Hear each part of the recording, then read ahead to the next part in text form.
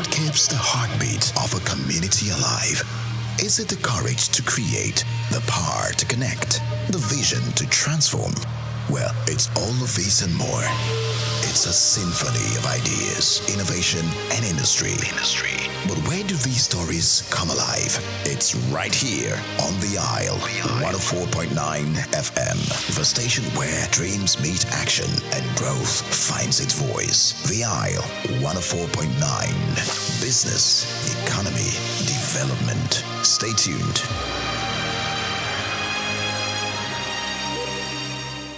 We've got just what you need right here at Femi Wash Media. Call it the Midas Touch, and you wouldn't be wrong. Let us record, produce, mix, and master your audio like nobody does. Reach us on our contact today for the best quality job.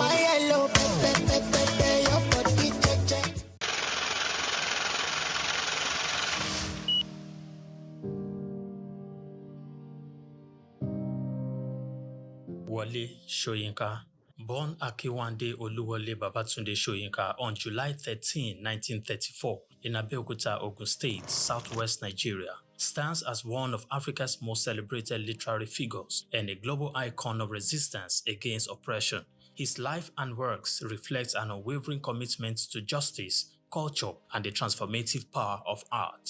Soyinka was born into a Yoruba family in colonial Nigeria, an environment that exposed him to both traditional African culture and Western education. His father, Samuel Ayodele Soyinka, was a school headmaster, while his mother, Grace Eniola Soyinka, was a devoted Anglican.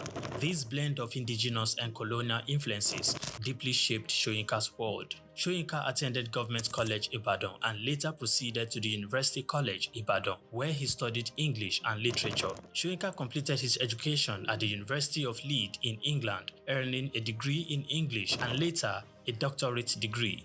In the late 1950s, Soyinka began working as a dramaturgist at the Royal Court Theatre in London. However, his passion for storytelling and cultural preservation drew him back to Nigeria, where he founded two theatre groups known as the 1960 Masque and the Orisun Theatre Company. Soyinka's works, often a fusion of Western dramatic techniques and African themes, address universal issues of justice, freedom, and human dignity. His early play, titled A Dance of the Forest, which was introduced in 1960, written to celebrate Nigeria's independence, critically examined the nation's socio-political trajectory, setting the tone for his career as both artist and activist. Soyinka's activism became more visible during Nigeria's post-independence years. In 1967, during the Nigerian Civil War, he called for a ceasefire between federal forces and Biafran separatists. This led to his arrest by the military government, and he spent 22 months in prison, where he wrote a short drama titled The Man Died, Prison Notes, a harrowing account of his imprisonment and a profound critique of authoritarianism. Soyinka has authored more than 20 works, including plays, novels, poetry, and essays. In 1986, Soyinka became the first African to win the Nobel Prize of Literature, an achievement that brought global recognition to African literature. Soyinka remained an outspoken critic of oppressive regimes, often at great personal risk. His activism extended beyond Nigeria, addressing global issues of injustice and human rights. During periods of military rule in Nigeria, he went into exile, continuing to write and speak against tyranny. Today, Soyinka is celebrated not only as a literary giant, but also as a symbol of resilience and moral courage.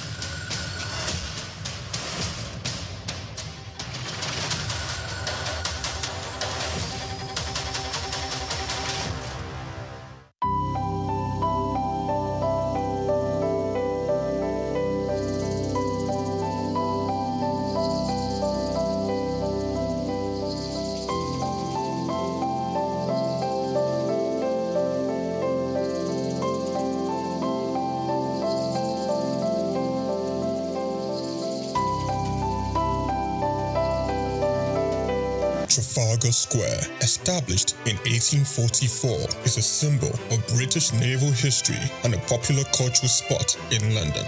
Named after the 1805 Battle of Trafalgar, it has been the site of celebrations, protests, and cultural events, representing the changing identity of the city. It houses several landmarks, like the Nelson Column, St. Martin in the Fields Church, and the National Gallery. The Nelson's Column, a tribute to a naval hero, is the main feature of Trafalgar Square. Standing 52 meters tall, completed in 1843, it honors Admiral Horatio Nelson's victory at Trafalgar. The column is topped with a statue of Nelson, and 4 bronze panels at its base show scenes from his battles. Surrounding it are 4 large bronze lions added in 1867, symbolizing British power. Iconic part of British culture, not just in its look, but this is very much the sort of centre of London. You know, whenever there's a celebration, a protest, it's a public space that's very important for a lot of not just people that live in London, but for the UK. You know, it's a place where people would congregate. You know, I remember being here all around the 2012 Olympics, but it was very much one of the centerpieces of British iconic culture. Yeah, no, you used to be able to climb on the lions when I was younger, but you can't do it anymore. So there you go, that's progress for you.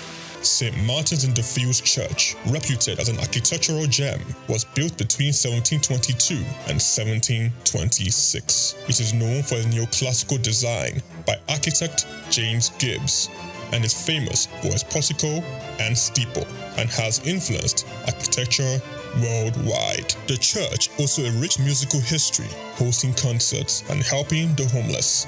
Yeah, I actually came to London just on a little day trip, and then I remembered that this church sometimes has classical music on, so I just popped in, and there's no concert, but there were some people practicing.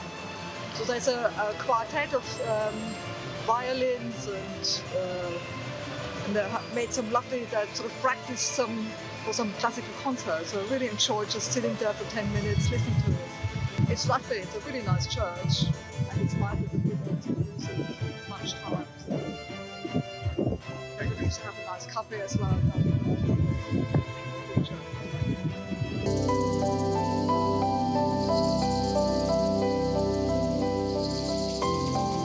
The National Gallery, founded in 1824, is a treasure trove of art. Located on the north side of Trafalgar Square, it houses over 2,300 artworks from the 13th to 20th century, with free public access to masterpieces from major European artists. I'm not really sure. I haven't been through the museum yet, but I'm here for a Christian heritage tour to kind of learn more about the history of the Protestant Reformation in England and Christian history here in England through the paintings that are in the gallery. So that's what I'm here for today. Trafalgar Square blends Britain's naval history with modern art and culture. It remains an important public space, attracting millions of visitors each year to experience London's rich heritage and vibrant atmosphere. Chike Okolo, reporting for Souq News. Human ingenuity has birthed remarkable innovations, none more so than the rise of intelligent machines. Computers, once small calculators, have evolved into sophisticated systems capable of mimicking human thought processes. Powered by artificial intelligence, AI, these systems are learning, problem-solving, and making decisions that were once exclusive domain of humans.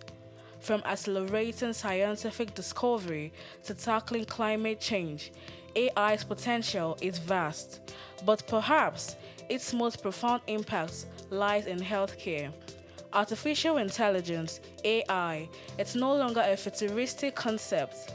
It's here with the potential to revolutionize patient care, diagnosis, and treatment. AI is emerging as a powerful tool in the hands of medical professionals. From detecting diseases early to optimizing treatment plans, AI is demonstrating remarkable capabilities. It can analyze vast amounts of medical data to identify patterns and predict outcomes, aiding in more accurate diagnosis. Also, AI-powered robots are assisting in surgeries, improving precision, and reducing recovery times. However, despite its promises, challenges persist. Concerns about data privacy, ethical implications, and the need for robust regulatory frameworks are hindering widespread AI adoption. To fully unlock AI's potential in healthcare, collaborative efforts are essential. Healthcare providers, researchers, policymakers, and technology companies must work together to develop and implement AI solutions responsibly. By addressing ethical concerns, investing in AI research, and creating supportive regulatory environments, we can accelerate the integration of AI into healthcare and improve patient outcomes. Joy Chuma, Souq News. Palm oil has long been a vital component of Nigeria's agricultural heritage, with roots tracing back to pre-colonial times. Originally serving local needs, its importance has grown exponentially, propelling Nigeria into a prominent global producer. Spread across regions like Edo, Delta, Cross River, and Ondo states, the country boasts extensive plantations and advanced processing capabilities. It takes about 4 years for oil palms to produce fruit suitable for harvest.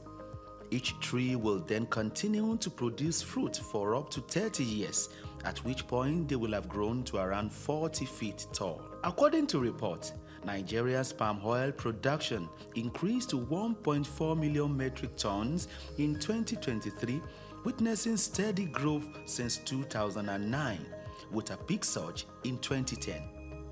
Despite a surge in domestic consumption, reaching 1.8 million metric tons in the 2021-2022 crop year, Nigeria still imports 350,000 metric tons, primarily from China and Malaysia. Similarly, some of the challenges plaguing the sector include declined production, outdated equipment, and insufficient financing, resulting in a notable production deficit.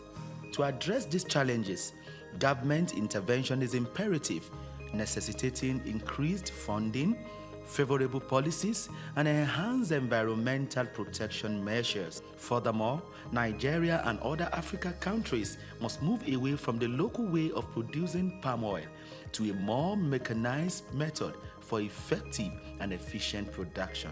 Additionally, fostering collaborations among farmers, processors, marketers or consumers, and equipment fabricators is vital for sustainable production and value chain development. Israel Adeyemi, Souq News. Cashew nuts, ranked among Ivory Coast top cash crops, play a crucial role in the country's economy, generating substantial revenue and supporting livelihoods across the country. As the world's leading exporter of raw cashew nuts, Ivory Coast contributes an estimated $800 million annually to its economy and also serves as a vital source of income for over 410,000 families, particularly in rural areas where few other opportunities exist.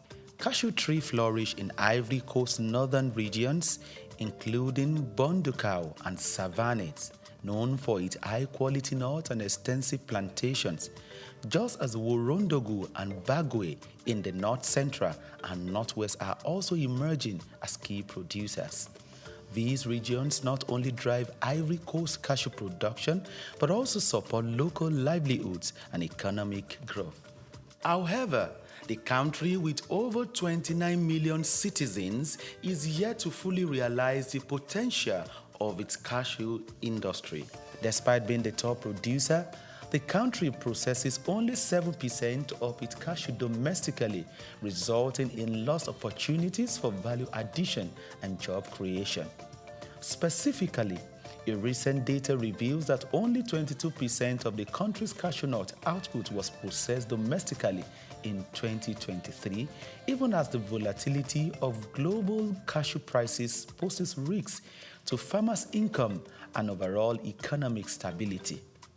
Concerns also arise regarding labor practices in some cashew farms and the environmental impact of deforestation for new plantations. To address these challenges and maximize the benefit of its cashew industry, Ivory Coast must focus on key strategies moving forward. These include investing in local processing facilities to boost job creation, export value, and farmers' incomes. Furthermore, the Ivorian government body overseeing the cashew sector, ARECA, must promote fair trade practices and ethical sourcing to ensure better prices for farmers and improve working conditions. Sustainable farming practices will also help to protect the environment and ensure long-term cashew production. According to a recommendation made at a workshop organized by the World Bank, tax exemptions and access to credit facilities will help to tackle some of these challenges. Furthermore, the private sector can also invest in research to develop high-yielding cashew varieties, improve processing techniques, explore new cashew products, as well as develop and implement digital platforms that connect farmers to market in order to facilitate financial transactions. Organizations like the Africa Cashew Initiative, ACI, must also assist in data compilation in the value chain at macro, meso, and micro level. By addressing this and harnessing its cashew potential, the country can further enhance its economy and build a more sustainable future for its citizens. Israel Adeyemi reporting for Souq News.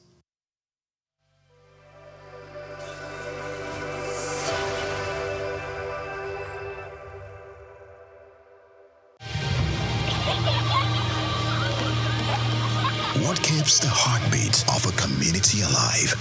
Is it the courage to create, the power to connect, the vision to transform? Well, it's all of this and more. It's a symphony of ideas, innovation, and industry. But where do these stories come alive? It's right here on The Isle, 104.9 FM, the station where dreams meet action and growth finds its voice. The Isle, 104.9. Business, economy, development. Stay tuned.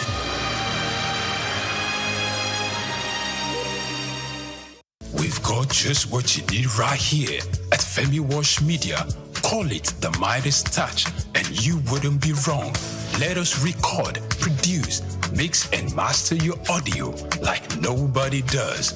Reach us on our contact today for the best quality job.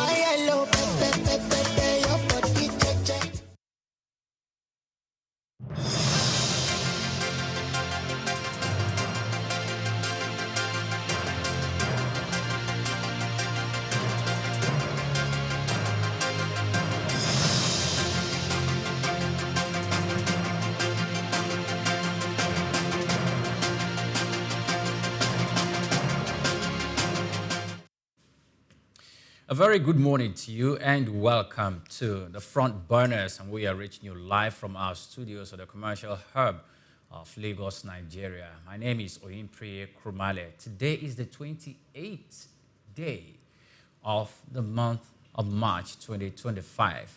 It's like the first quarter of the year is almost gone. And what are we looking at? Prospect for the new other quarter of the year. I'm not doing this by myself. I have the man who had both the wisdom of the ancients and of the contemporaries. Good morning to you, Doc. This patronizing this morning. I don't know where it's going to take us to. Good morning. Good morning. It's a pleasure to be here. Great Nigeria. We expect this country to be better and Africa becoming the greater continent in the whole of the world. And today's another day on the front burner where we talk about issues that really make Africa become better. Yes. It's good to be here. I'm seeing that Swift is ready. Yes, about something you do not want to miss. Good morning to you, Swift. How are you? Priye. Yes. Doctor, good morning. Good morning. Dr. I don't know what's happening. Are you trying to make a fashion statement? You know, because it's Friday. You know, it's Friday. It's not just the outfit. It's the way it's sewn, the courage, the poise. Something is going on. Something is happening here this morning. I think I have to be very careful. We have to start investigating. We have to have our eyes, you understand, on him. Yes. Good morning, Nigeria. Good morning, Africa. My name is Swift Aderito, and this is something you don't want to miss. It's the news said in a toned-down manner. They say Friday is a time to evaluate how hard you have worked all week, and you want to do something different and unique before you relax into the weekend. So my first story for the day says, Formula One drivers become jealous of Nigerian road users as Federal Road Safety Corps has deployed 754 patrol vehicles, 143 ambulances, and other essential equipment to monitor highways and manage traffic flow during Eid al-Fitr.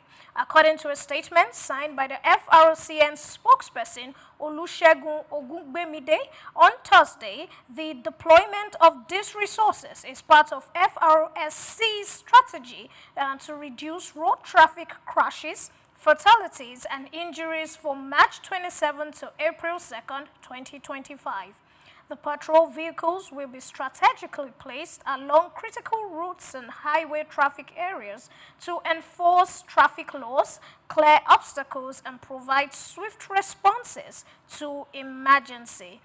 In addition, he informed us that they have deployed radar guns to check speed violations, setting out 16 traffic control camps on different routes. This is a very good one, and we hope this helps to reduce numbers of accidents, or we can celebrate no accident at all during this journey. Of course, Story 2 says, Ghana Must Go bags and kente materials have been distributed all over the city of Abuja as President Bola Ahmed Tinubu on Thursday received his Ghana counterpart, John Mahama, at his official residence in State House, Abuja. Both leaders are expected to focus on strengthening diplomatic ties between Nigeria and Ghana in areas of cooperation in trade, security, and discuss key regional issues within economic committees in Africa. We hope no argument of jollof rice and Nigerian jollof rice, which is better, occurs here, so everything goes smoothly. And of course, the last thing, information I am going to be giving you today says, professors and students from agricultural departments seem to be ignoring people and moving around with pride because the federal government has embarked on a 10 billion fund to commence commercial agricultural activities in 10 universities. The initiative is to boost agricultural research and end food scarcity in the country. The Executive Secretary of Tertiary Trust Fund, Sonny Hekoho, disclosed this on Thursday during an inaugural of the Agricultural BIOS System Engineering Building construction by the TETF Fund in Makurdi using 2023 annual intervention. The 10 billion intervention fund for commercial agriculture of 10 universities was an initiative of President Bola Tinubu's administration to make tertiary institutions self-reliant. Mr. President asked the universities who had vast lands that could be used for commercial agriculture and for training their students. He added that countries like United States, for example, only have 5% of its population engaged in agriculture, and this is due to investments like this. We hope our goats and chickens don't end up in certain people's pots, but you know, are shared all over Nigeria. And of course, before I leave you, I want to tell you that, remember, it's Friday. It means relax, take a break, and do something you haven't done throughout the week. My name is Swift Aderito, and I'm turning you over to the amazing front burner team as they are going to be dissecting every issue you love to listen to. See you at the top.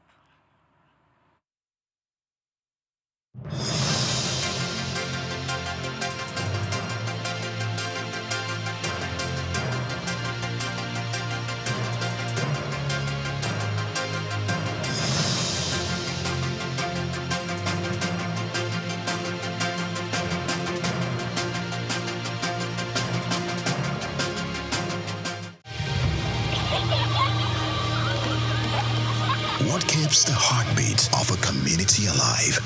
Is it the courage to create, the power to connect, the vision to transform? Well, it's all of these and more. It's a symphony of ideas, innovation, and industry. But where do these stories come alive? It's right here on The Isle, 104.9 FM, the station where dreams meet action and growth finds its voice. The Isle, 104.9. Business, economy, development. Stay tuned.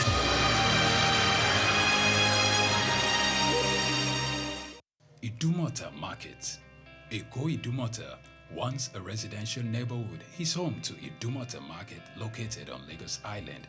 It is one of the oldest and arguably one of the largest markets in West Africa.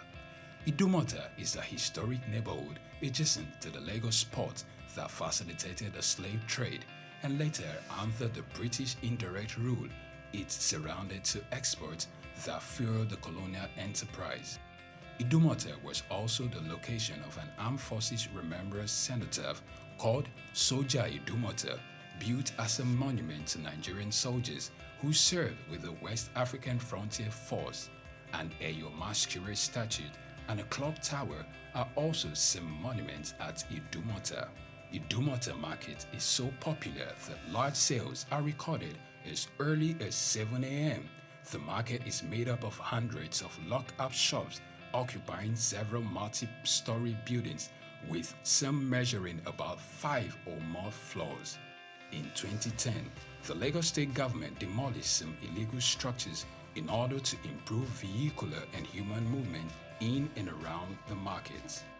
During weekdays, the neighborhood of Idumota is densely populated by shoppers, traders, and bus passengers. From the Carter Bridge ascending into Lagos Island, passengers can see the neighborhood before disembarking at their final destination. Idumota Market accommodates the substantial inflow of imported goods. The bulk of import from abroad are routed first through Idumota and then on to other markets through Nigeria and other West and Central African countries. The energy of private Idumota traders and wholesalers facilitate this activity, where millions of US dollars worth of wholesale is exchanged daily. Idumota Market, Souq Enlightenment. At the Africa Development Studies Center, ADSC, we are committed to driving sustainable growth and development across Africa through innovative training and research. Our mission: empowering leaders, policymakers, and professionals with the tools they need to create lasting change. With customized training, dynamic research programs, and study exchanges on leadership, management, and other critical development topics, ADSC offers a platform for exchanging cutting-edge ideas and global best practices. We provide comprehensive services in research and consultancy, capacity building and training, education programs, publishing, and knowledge sharing. Our esteemed faculty, composed of seasoned experts and researchers, ensures a learning experience that is insightful and practical. We specialize in policy development, implementation strategies, monitoring, and evaluation. At ADSC, learning is engaging and enjoyable. Our unique methodology includes talks, interactive exercises, games, video screenings, and lively seminar discussions, all in a comfortable and friendly environment. Ready to make an impact? For more information, email us at info@adstudycenter.com or call +234 912 439 2362. Visit us today at www.adstudycenter.com to explore our programs and upcoming events. Africa Development Studies Center, rethinking development for Africa.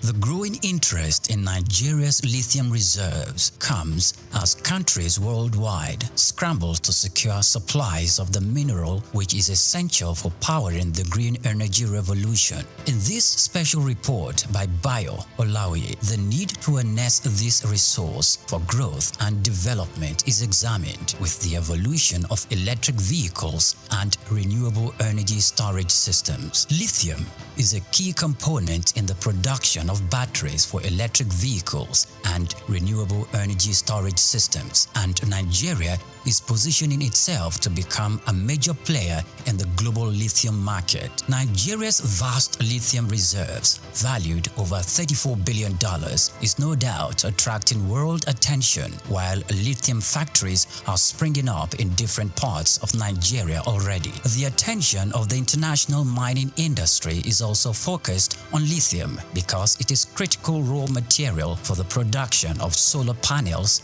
and electric vehicles. Analysts predict that global lithium market could grow robustly over the next decade, driven by the rapid adoption of electric vehicles and renewable energy technologies. Data from a Global Future Market Insight showed that the lithium mining industry has emerged as a cornerstone of the clean energy transition, driven by the skyrocketing demand for lithium-ion batteries. The surge in lithium demand is driven largely by the electric vehicles market, which accounted for over 70% of the global lithium consumption in 2024, according to an Iranian-based research firm. With countries such as the United States, China, and members of the European Union pushing for next zero emission by mid-century, lithium demand is expected to escalate further. The federal government, indeed, the Ministry of Solid Minerals Development, should intensify efforts geared at renewing and resuscitating the viable lithium industry in the country to its full potential. As Nigeria diversifies its economy into other sectors, the lithium industry offers hope and expectation that this sector would earn more revenue for the country. Nigeria should not just watch with folded arms, but must strive with the political will to develop and strengthen the country's vast lithium reserves.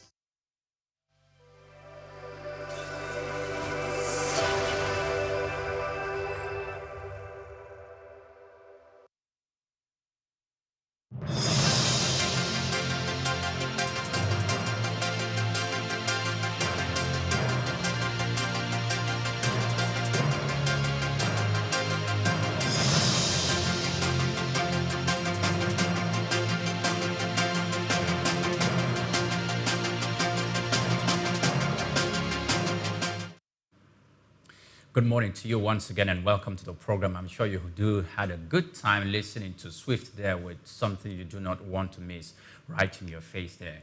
And we have the lady in the house. Good morning to you, Blessing. Good morning, Pri. Yes, how are you? Well, I'm great, thinking and knowing that this is Friday, sir, and the public holiday in the coming week, sir. I'm just, in a celebratory mood. Celebrative mood. Yes. I like it because you won't have to wake up by 3 a.m. anymore. Not anymore, just for some days. Just for, if it's anymore, then just for 2 days. Then, well, welcome once again to the program. Good morning, Doc. Good morning to you, Doc. Great to see that you're already looking weekendish. Good morning, you're welcome. Pleasure to be here. Where am I taking you away to, or where are you taking me? I will just follow anywhere.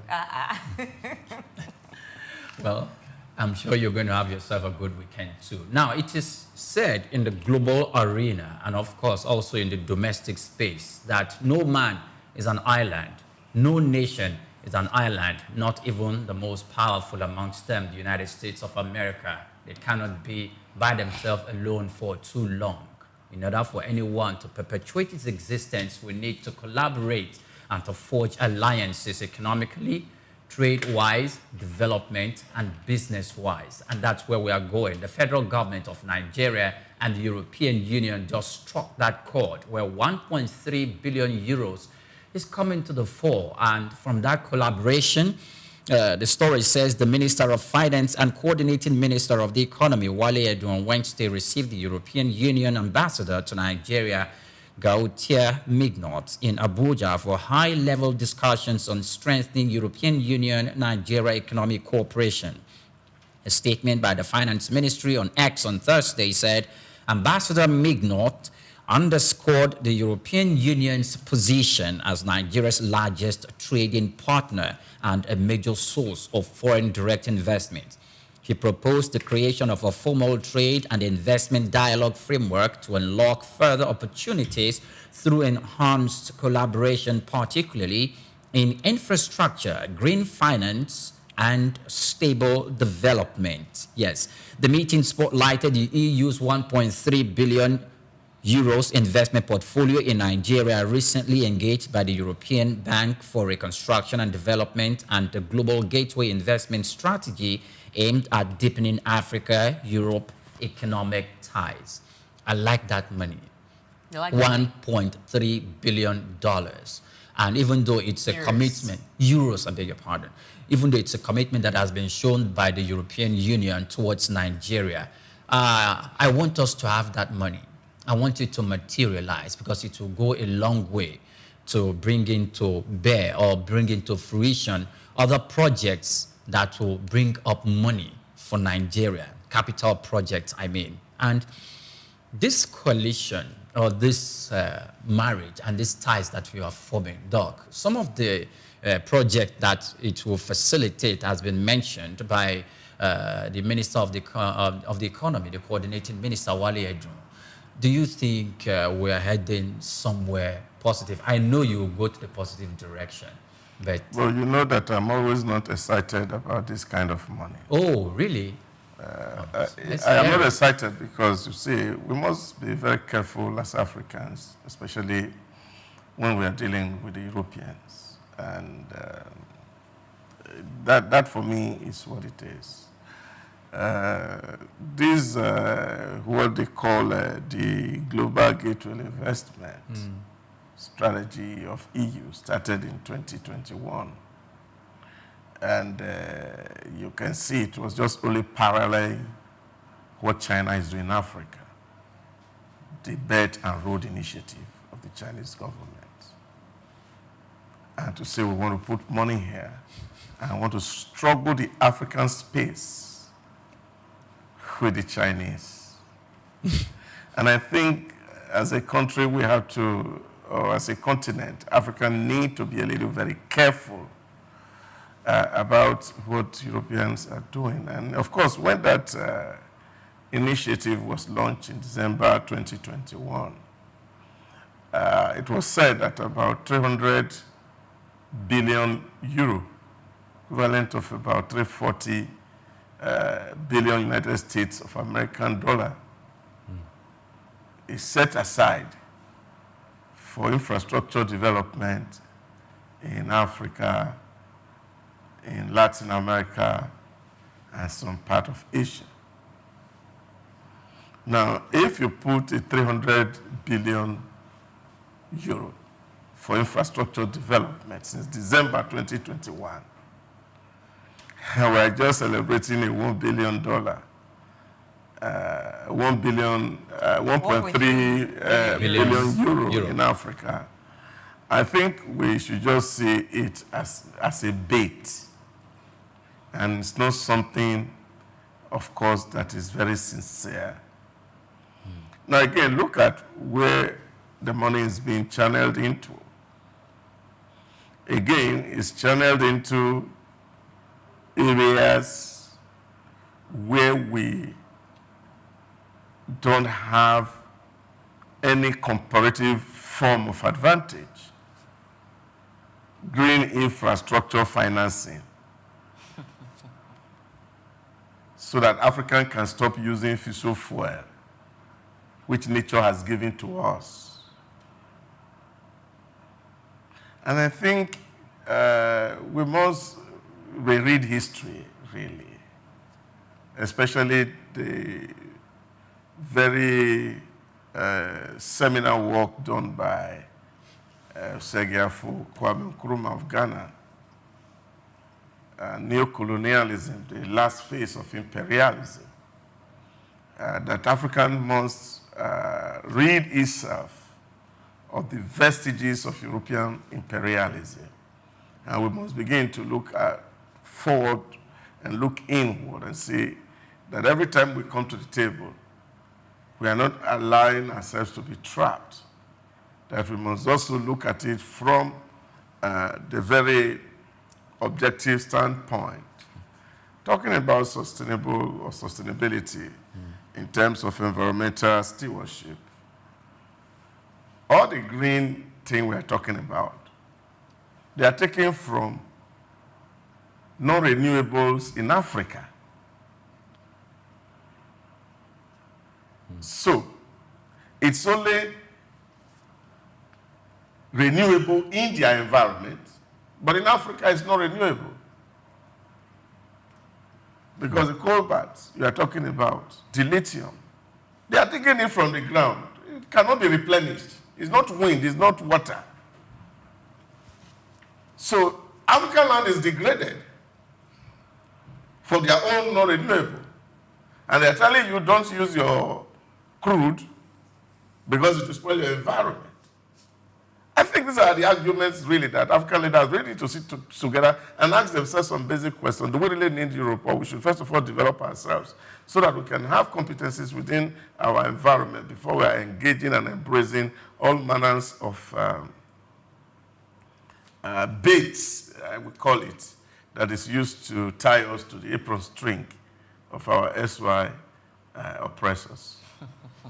Yes, please.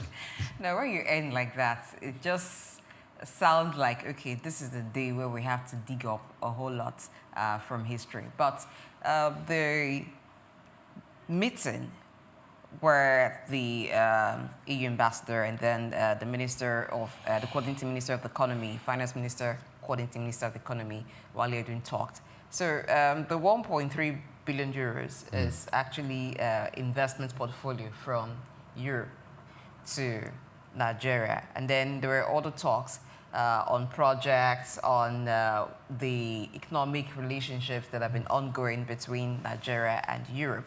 And so they mentioned the engagement of the European Bank for Reconstruction and Development recently, how they engaged Nigeria, and talked about other things. But what caught my attention there was when the minister highlighted the Trans-Saharan gas pipeline project. I don't know why you're smiling, because that's the one I think is of benefit to us, of all the many things that they talked about.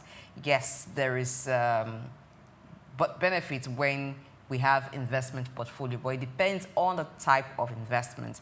So, because the portfolio would determine how long we'd have that investment. It could just be investment that is seasonal.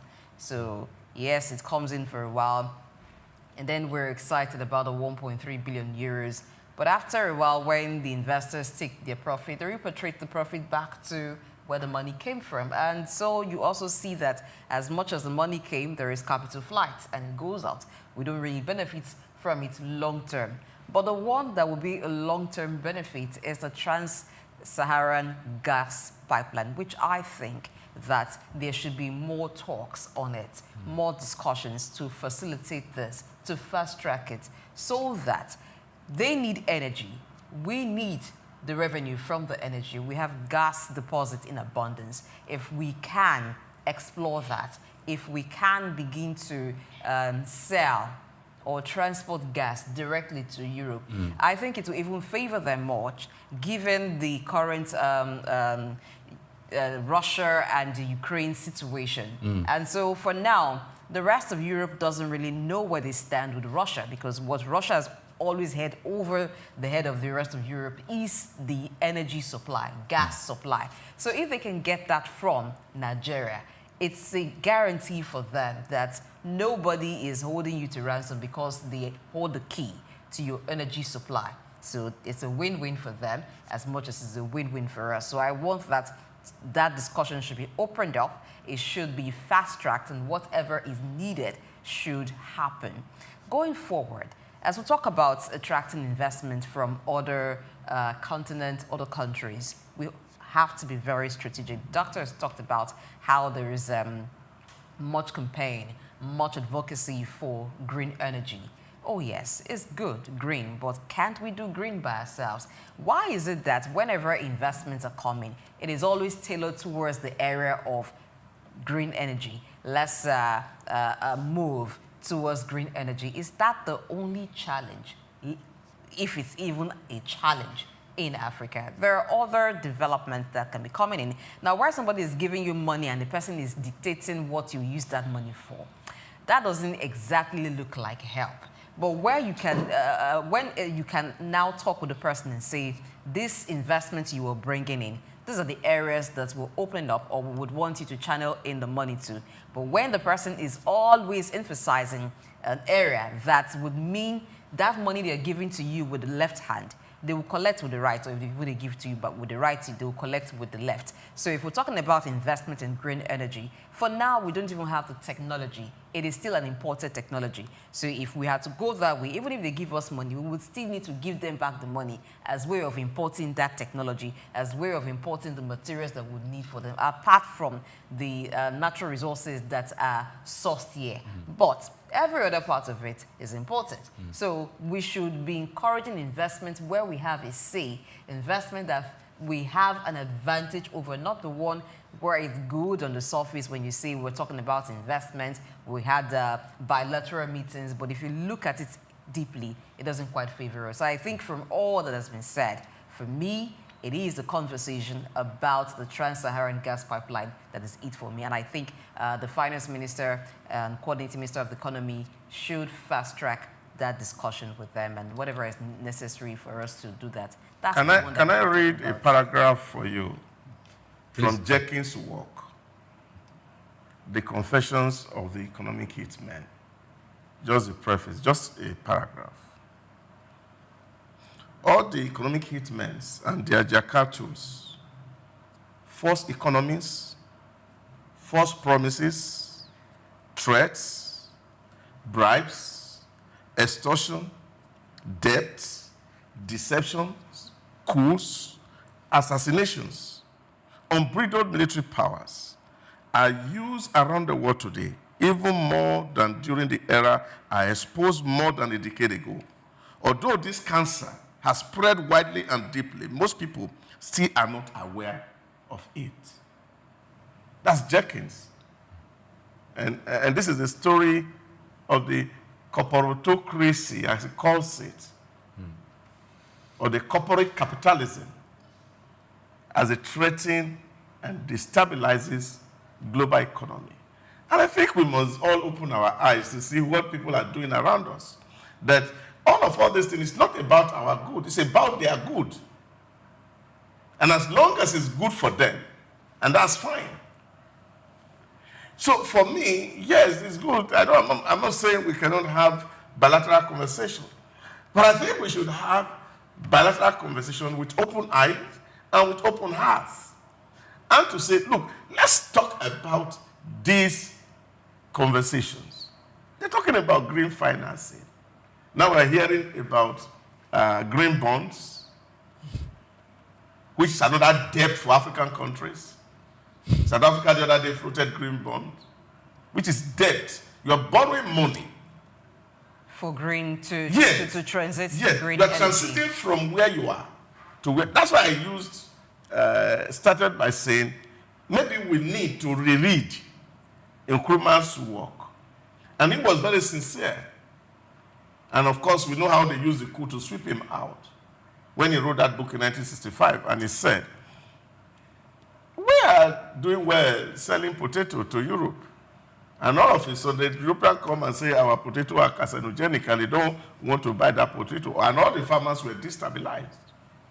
Okay. And then they were made to start another form of farming to feed their new industry. So it's always not about Africa, it's always about them. Okay. And I think that is where, for me, that when we are sitting down, we are embracing people, and we can see this deliberately. China has the roadbed, the Belt and Road Initiative in most African and Latin America to say, okay, we want to build infrastructure. We don't even mind running it so that it can bring money to us. So they're also putting this parallel along that side. Okay. We have been with you for over 100 years. And all that we can record is tales of woes. Okay. So why not allow us to tell something else so that we can also be able to compare what is better for us in Africa? Okay. Well, so I think that however the relationship between Africa, or in this case Nigeria and Europe has been, there's been some gains. It may not be as the way it's been for Nigeria and China, because we see that when it comes to Nigeria and China relationship, Nigeria has benefited a whole lot in terms of infrastructure and even for loans and other aspects. But we can't say that much about the relationship between Nigeria and the European Union or even Europe. But that is not to say there have not been benefits. Even for the investment portfolio, it's still going to be an economic boost in the area but that is the point. Just that it is a short-term investment. The point I'm making is that when you must understand the way these monies move around. Let's even look at where this money is coming into. You know, that was why the other day this guy was talking about Total Energy and what they're doing 100 years in Africa. 100 years of pillage. That's what it is. So, look at our environment. How can EU be talking about sustainability in terms of environmental stewardship when all their major companies that are exploring oil in our place have degraded our environment? Okay, so I want to bring it a little bit to balance here. And I want us to look at it from this perspective. I like these guys. Which guys? I like the European Union. I like the West. I like their plan. What plan exactly? Whatever the plan is, and how Doctor just spoke about them and how you spoke about them too, that they're always coming to the table with a plan, with a blueprint for their benefit, for the benefit of their citizens, for the benefit of their country, for the benefit of their people, and how they are going to sustain their economy, to sustain a system that is going to hold their economy and their people together so that they are going to continue to perpetuate themselves high up there. I like that. I like that they think that way. The reason for the and they've been doing that for quite a long period of time. Now, the reason and the idea for the Trans-Saharan gas pipeline that you referenced, and the reason why I laughed, is this. The Trans-Saharan gas pipeline, known as TSGP, also known as the T-Gas Pipeline and Trans-African Gas Pipeline, is a planned network of gas pipeline from Nigeria to Algeria. It is seen as an opportunity to diversify the European Union gas supplies. That's what I talked about. Yes. So, to diversify the European Union gas supplies. And do you know when they started this project? It's been long. They proposed the establishment of the Trans-Saharan gas pipeline since 1970s. So look at what they've been thinking, how they are going to sustain their gas supplies to Europe. From 1970 till now, how many years is that? They've been thinking how they are going to sustain gas supply to their nation, to their climate. This is European Union. It's not even UK. It's not Norway. It's not Finland. It's just like we have EU, yes, African it's Union. a European. So this is a collective plan that the leaders of the European Union sat down together to couch. And they know where to source it. And Africa is it. If I had the time, I would have really read some information that would blow the minds of people. From Nigeria, they want to move a gas pipeline from Warri, Delta State, to Algeria. From Algeria to Europe. From Nigeria, it will go to Niger. From Niger, it will go to Algeria. From Algeria to Europe. Nigeria would have about 90, Nigeria and Algeria should have about 90% established, 90% stake in the project, then what's it called now? Niger will have about 10% stake in the establishment.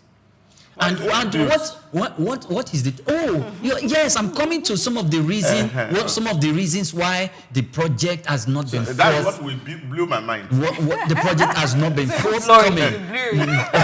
The project has not been forthcoming because the first time when they brought this out and there was this serious agitation in the Niger Delta, they stood up. The Niger Delta, the agitators, they stood up and said, look, the reason why they are going to allow this project is because if the government and its stakeholders, they come together to make sure that they build the Niger Delta, or let the dividends of having oil in that region trickle down to the common man and the ebb of society, and to bring some form of respite, economic enablement to the people in the society. So they rose against it. And you know that in Africa, most especially in the West African sub-region, militancy and terrorism and insurgency recently had engulfed the whole environment. Itself had threatened this long extension of the gas pipeline from Warri to Algeria. So militancy, insurgency, terrorism, and banditry are now become some of the reasons why it has not been developed. However, in 2021, like you said, but before them, in 2003, in 2007, in 2009, there's been constant meeting between the European Union delegation to meet with Africans, to meet with Nigeria, most especially because Nigeria is seemed to be the highest stakeholder in this whole thing and in this whole gamut of the plan. And I like the fact that they can think that way. If it seemed to be dying up, because from 1970 to 2025 is quite a long period of time. And because of the time that we've spent, they begin to see that, is this project going to materialize? Where are we heading with this? And it was not even the European Union, Mr. Mignot, that even said it. It was the coordinating minister of the economy that said, okay, some of the ongoing projects, to reopen the conversation. So he said some of the ongoing projects in Nigeria is investor reform, digital transformation, projects projected 4.6% growth in GDP in 2025, the rising trade, supply, strategic, and then now say strategic projects. Trans-Saharan gas pipeline. Yes, because it wants that conversation to be revisited. National single window trade system. But you know what? The target is the Trans-Saharan gas pipeline. I refuse to be fooled. And I like, that is why, sometimes you don't blame these people. No. Because they know what they are doing. Yeah, they couch the plan. They know where they are going to, and they are coming to the table with a plan. They don't know what they are doing. I'm always saying that our own people should know what they are doing. So when you are going to talk about investment and negotiation, not one line was built from Russia to the whole of Europe. Not two lines was built. And the same period they are talking about. Because that's inter-European trade. Yes. We're only talking about revisiting this thing now because of the crisis between Russia and Ukraine. That's affecting the supply. Supplies of gas. So you are just being looked at, as an alternative. So it's not something that is worth an investment. So you can't be having a conversation between 1972 from your own 1970 till date, and then you are saying somebody is telling you and is giving. That's why you see Jenkins call it failed promises, and we should not be deceived and fooled by promises of the European. That's the point I'm making. So that those who are negotiating on behalf of our government must not always be succumbing to them and say we look up to them as the people who are going to make our life better. We talked about it that yes, we may not be glorifying the military regime in Burkina Faso. Look at what Ibrahim Traore is doing in Burkina Faso. He rejected IMF loan and even Chinese loan. And they are focusing on what they have in their land to develop themselves. And they tell them, well, we're not going to sell it to you cheap. If you want to buy, come and buy. We are selling it. And this is our price. We are not determining the price. And they are making some headway. The economy is growing. They're funding things. In short, right now, they're even setting up to build their own local car and war machines so that the reliance on the West will die. The West cannot survive without Africa. And I think we must take advantage of that. That we are not begging them for anything. Because they need us to survive. That Africa must come together and trade with themselves, collaborate with the resources they have, and build a formidable Africa that can contend with Europe. That's the point I'm making. But on this... We cannot be always staying on the crumbs that's falling up from the rich man's table. And Africa must grow beyond that. And I think that's the point I'm making. Yes, we cannot totally exonerate the role of African countries in the delay of this project. So you highlighted the militancy in the Niger Delta.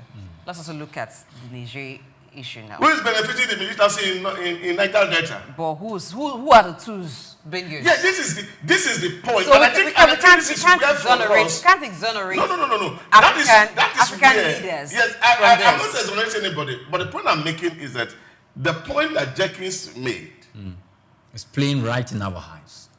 In his book, The Confessions of the Economic Hitman, talks about these destabilizations. Raising renegades within your environment to create destabilization so that they can move your resource out. All the oil stealing that we are talking about in Nigeria Delta, is it not the crisis that is giving room for it? It's a crisis. So who is creating the crisis? Go and check what is happening in Borno State, where they are taking away a lot of resources.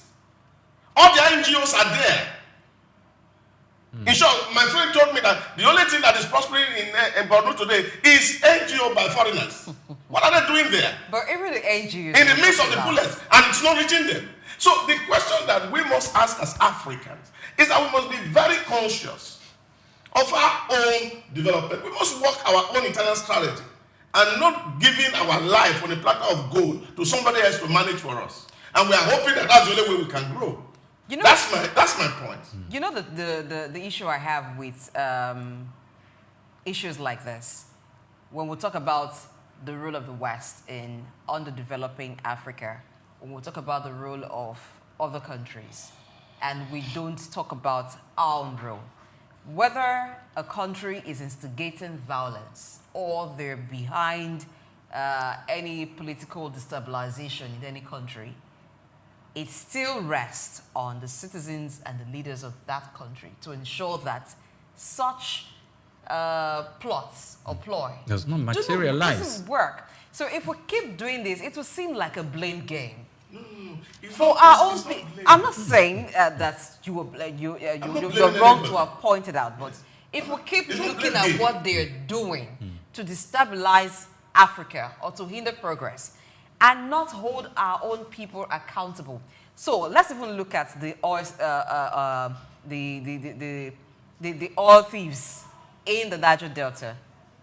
So what you have a seller, you have a willing seller, you have a willing buyer. That's the situation. So the willing buyer, maybe we have done something to ensure that, oh, well, where there's crisis here, those are theories. And some people call it conspiracy theory. Then the willing seller is the one who is of that nationality, who is sabotaging his own country and selling what is supposed to be the commonwealth of his nation to somebody else. Is getting financial gains from it, is getting other gains from it. It continues. Now, I think the hammer should land more on those who are sabotaging their own country than those who are benefiting from the sabotage happening. Yes. Okay. So for... If we even look at the Trans-Saharan gas pipeline, what has been the commitment of Nigeria, of Niger, of Algeria towards this project? Because there are three partners. Yes. There is the NNPC, yes, which is now NNPCL. Yes. There is Niger, and there is Algeria. What is their commitment towards it? That is a point. Is to understand. The question to ask is, what is France doing in Niger? And what are they doing in Nigeria? Now, these questions, we have to definitely answer them. And we must understand what this is. I give you one very simple example. When we were at the heat of Boko Haram, insurgency in Nigeria, it was at its peak. And Jonathan wrote to America that we needed to Kano jets. They denied us. And then they went to say, okay, well, since America is not giving us, let's even negotiate with Brazil to give us their own that they are using. American blocked Brazil from bringing those to Kano to Nigeria, which of course incapacitates your leaders not to be able to do some certain things. Understand this dynamics, and it's not starting today. And that's why a lot of people are talking about what has happened in Africa. Look at it. Tuari talks about how he will not going to be another Thomas Sankara of Africa. The people who have initiated the move to see how we can be weaned from the apron string of these people somehow are discredited. And even there were a lot of bookmakers who said, of course, the last election of 2015 in Nigeria was done deliberately by the influence of these same Western countries to determine that they have a puppet. Which, you see, it's like, how do they put it? Somebody who is ignorant. And they will weaponize people's ignorance to be able to defraud them. Now, this is what is happening. And that is why I'm saying that we should not be too trustful of any conversation of I'm going to help you. Are we really trustful? Okay, or so we pretend I to think, be trustful? Because okay. it seems like the people who are on the table making the negotiations with foreign partners, they're aware, but they act like they're unaware because there are some gains for them. No. They may not be very aware. Oh, and you see, okay, I was talking to one of our staff yesterday while we were traveling to Badagry. And one of the things I was saying to him was the fact that, check it out. The good food we were used to eat, we were told they are not good for us. Very healthy meals we eat in our villages. We have abandoned it for their snacks, for their packaged food. And somehow, education, which we call it in quote, has prepared us to serve them, not to serve ourselves. And this is why, for me, I say, without any fear of contradiction, that the starting point for African greatness is decolonizing our educational system, where, of course, we are going to have African intellectuals and intellectuals who will be free to think. But it seems that's going to be very hard. No. It's going to be very hard. Yeah, they were free to think. It seems it's going to be very hard to do. In your own time, it was even better. You could think the kind of education you got was at least tilted towards Nigerian values. No, we were not. I remember. There's a place I'm going with this. At least you went to Nigerian A particular schools. professor in one of our universities here, in short, in one of our classes, shut me down. I said, look, you don't have a PhD, you cannot talk. And I was doing my master's. And I said to him, why can I talk? And he said, look, it is your time. We are trying to rewire. I wrote my thesis in French. And I said, what has that got to do with the conversation that we're having? You see that rewiring? It has been taken further. Why will a professor think of rewiring my mind and it will not allow me to think? You see that rewiring? And there are a lot of people who have been academically damaged. They have been academically rewired. Because they want to think and they want to be independent. I don't think that educational system is decolonized. What is people I think they know? They don't know. Doc, there is such a thing as weaponized incompetency. So a person can intentionally choose to show incompetence for certain reasons, for gains. So it is not as if I do not understand that if I'm entering into a contract I must study the terms of the contract. I must do due diligence to ensure that I understand what are the clauses of this contract. But if I turn a blind eye, there's a reason I'm turning a blind eye to it. Because for every job that you're doing, there is a description what that job demands. If you are signing a contract on behalf of a country, it takes a whole lot. You don't do that not being aware of the clauses. You don't do that not being aware of what the terms of the contract state. So how do people sign contracts that put the country in trouble? And then it is seen as, oh, they didn't consider that part. We've had that repeatedly. So I do not want to believe that they don't know. I think what we have is weaponized incompetency. Then back to the decolonization of our educational system, I think it's going to be very hard to do that. Because right now, we are even having more of foreign curriculum in our educational system than we ever had. We have British, American, Nigerian school. Some confusion. Nigerian, Turkish, whatever international school. Chinese, whatever international school. And people will bring the argument to say, oh, because you have foreign nationals here, you have expatriates here, that's why. But look at the population of those schools. Most of those who enroll in those schools are Nigerians, not even the expatriates. Who are we deceiving? Yeah, okay, so this is the point. No, just a moment, Doc, sorry. We have another topic to look at, which is very, very crucial. So I want to, propose that we, not suspend, but defer this conversation on this specific topic. I was going to make the fact that, you see, there was a preacher recently who was preaching, and I think I watched it on YouTube, who talks about those days they used to use gas lights to preach. And then, of course, somebody brought in water and they poured it into the gas light. And by the time the two people come and this person is saying, oh, don't you know this is water? How can this be kerosene? And he said, why both of them were fighting, the light went off. And someone else. Yes. While they were fighting, the light went off. There's a reason why these guys create conflict and crisis. Some of our people are deliberately taking to say, look, this is the only way to think. And this one does not work. And so when you see within the tension, within our academic environment, you see, as a social scientist, we have to choose between the dependency school and the modernization school, which is provided by the West. And many of the people who are trained in the West are trained to believe that there are certain factors in us that will make us not to develop. And that is what modernization theory is all about. But we're saying that, look, we're not developing because we are tied to your apron string. We need to break that so that we can think freely. And that's the only way to develop. When you go and look at it, countries that are broken out today, do you want to talk about Singapore, China, Malaysia, Indonesia? They all broke out. And then they emerged. If Africa must emerge, we have to break out. Simple and short. QED. Okay, thank you very much.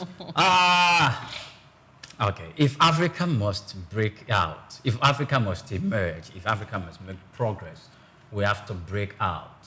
Well, from the few examples that we've seen recently, is it going to be through the barrel of the gun? Or is it going to be through the average Nigerian or the average African on whose hands they have the power to vote who their leaders are, to set the guidelines for their leaders, and to have healthy conversation with their leaders to make sure that, look, this is the direction we will be going. In fact, if I'm to bust Doctor's bubble, some of these companies, these foreign organizations that want to come into that contract to partner with Nigeria or Niger and Algeria to build that pipeline from Nigeria, from Warri to Algeria. You have Total from France, and you have other multinational oil and gas companies, either from the United States, in fact, as I'm talking to you, including Russia, Gazprom, wants to be part of that deal. But the NNPCL says that, look, if things go on as planned, we won't need all those people coming to be part of the deal. They want to facilitate the deal because who is going to benefit from it is going to be Europe. where is Nigeria going to benefit from in the whole of this?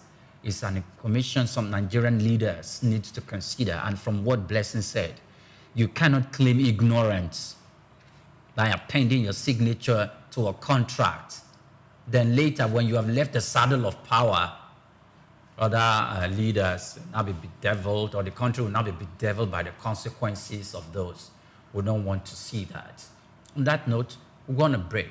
And when we return, the show continues. Just stay with us.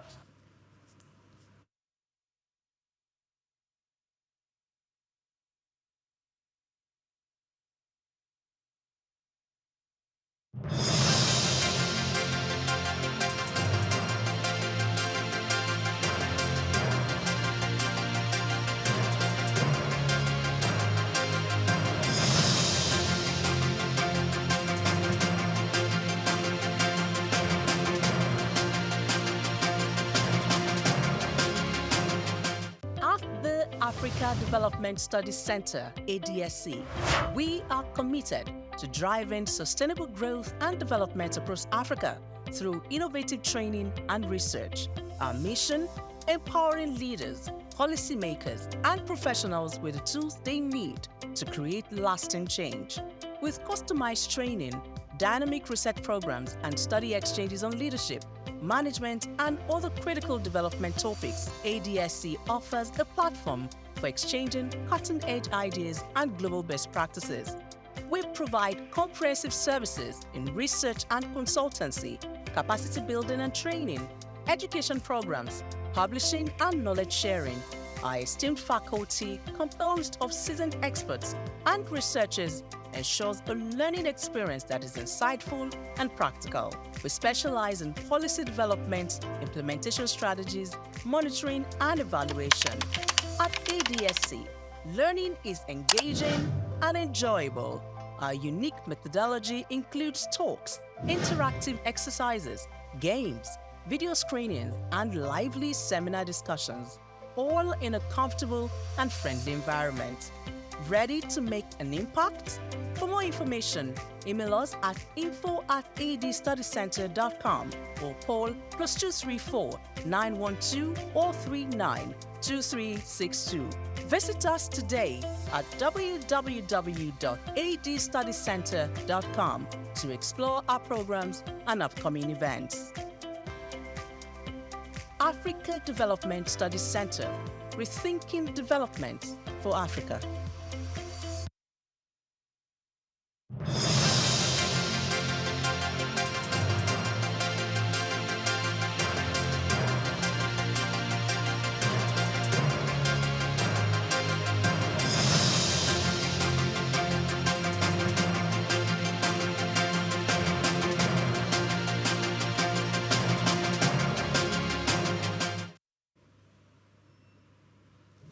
Welcome back. Many thanks for joining us. Now we'll move on to the next story on the insight on what made the news. So, the Nigerian informal traders and commercial drivers call for unified tax payment system to end multiple levies. Informal traders and commercial vehicle drivers in Nigeria have called on the government to implement a single unified tax payment system to alleviate the burden of indiscriminate and multiple levies. The proposal aims to address the long-standing issues faced by roadside traders and drivers, particularly in the city of Lagos, where unchecked taxation often leads to harassment and exploitation. Now, before we delve into this conversation, we do have a clip for you to watch. Just take a listen. The idea is good if they can put it together. Because normally I don't know, anyhow, but if they can put together, someone pays in once, so it's better. When you pay once, you know that you paid. Not that this one will come, this one will come, this one will come, so that kind of thing. So, like for instance, now we pay in the morning, we pay booking, and we pay for ticket, like the National Union ticket. We pay National Union ticket and we pay for booking that you apply, that place you apply, you have to pay. You understand? And as you load, you still pay. You understand? But if they can put it once, that someone will pay once, you understand? It is better than maybe this one will come, this one will come, this one will come. So if they can put it together, someone pay once, you know that you pay once, so it's better. We pay the tax in the market together. Then normally we submit to the state level because we have the state level at Mosholosa, where our headquarters is. So from each local government, we take from the each market to the local government, and from the local government to the state level. That is from the butchers association. Government workers, they always do their job. Sometimes they will come, but we understand each other. So whenever they come here, we tell them that they should hold patience for us, that they should give us some time, and we give them the promise, and we fulfill the promise. There you have it. What do you make of all of this? Drivers, meat sellers, those whom we refer to as those constituting the business informal sector, they are calling on the government to provide, or to better put, formalize the system of tax collection from them. It shows something very, very specific. They want to pay their taxes, but they do not want to pay their taxes to unauthorized persons. Or they want to pay their taxes to the authorized persons, but they do not also want the duplication of that taxes by unauthorized persons. So, what's the role that the government is playing to hinder unauthorized persons from collecting their tasks? I will reference something Doc said some time ago on the program. That, sometimes you give leeway for the ungoverned spaces. I was seriously hoping you would go there. For us to have peace, no, we'll bring doctors. No, for us to have peace on this table. Why did you go there? For us to have some peace, then we'll bring in some of the unauthorized or the ungoverned spaces and let them have a little of the cake. Then we can have peace, then we'll move on with our program. Is this what we see? Because we can see these guys and say, we want to pay our tax. The meat seller wants to pay his tax. Oh, yeah. The guy who is selling jeans and shoes at the side of the road wants to pay his tax, but he wants to be certain that I'm paying my tax to the government of the state, to an authorized personality or an authorized entity. I don't want to pay it to admirals, and I don't want to have anything to do with these people. I just want to do my business in this place. But are we having that respite? Are we having it? Well, that's what I actually argue, that Oyedele is advocating that we can clear off those informal taxes so that we can have one straight formal tax that people are paying and then it gets to government. I shared while we were on break that moving from Badagry to Lagos Island yesterday, I can tell you the number of stops and the groaning of these commercial vehicle owners at every stop. Somebody is stretching hand to collect something. And you look at that stretch of road and see the number of various agencies that are staying on the road. And they are not checking. They're not checking, which is their primary responsibility. They are not checking. They are just collecting. And then, of course, you have those who don't have clothes at all. Some wearing white and green, some wearing yellow, some wearing carton brown, some wearing ash blue or ash color. And everybody is on the road. And who is the victim? Is this commercial bus driver. And now, no receipts. They just have the marker. And they draw 2 or draw A on your bus. And they are waiting for the next turn. And so this is what we see on a daily basis. Then the market women who are selling, somebody is there collecting the rent. And these monies are never remitted to the government. And that's why when I say to people, see, we can't say in Lagos that people are not paying tax. People are paying tax. It's only that the tax they pay does not get into the hands of government. Because even if government fix the kind of thing that they pay on a daily basis, everybody will be crying. Because these people are actually being milked. And I pray that government has the willpower one day to say, okay, let's have democracy as they do it elsewhere, where we will no longer need to settle people with state assets so that we can win. then we can have some respite. Doc, I want to ask this question. I want to ask you and Pri. Is there a place where they buy willpower? Willpower? Yes. Political willpower? Yes. Oh, yes. Is there a place you can buy willpower? So that we can maybe as Nigerians help our leaders purchase willpower. They seem not to have it or know where to purchase it. That's the fundamental problem. But again, it is a deliberate problem because they have willpower. When they want to go after their opponent or the opposition, they have willpower. When they want to do what suits the government, what will benefit the government, they have willpower. It is only when it comes to defending the average Nigerian that they don't have willpower. So why don't they have this willpower? Why are we allowing ungoverned spaces to increase? Why are we giving freedom for non-state actors to be emboldened, to be empowered, to carry out their activities as if it is normal? You need to see the dimension these non-state actors have taken this tax collection to. It's not a right. Even when you have government officials collecting tax, they are not as bold as these non-state actors. It's a direct stretch of the hand.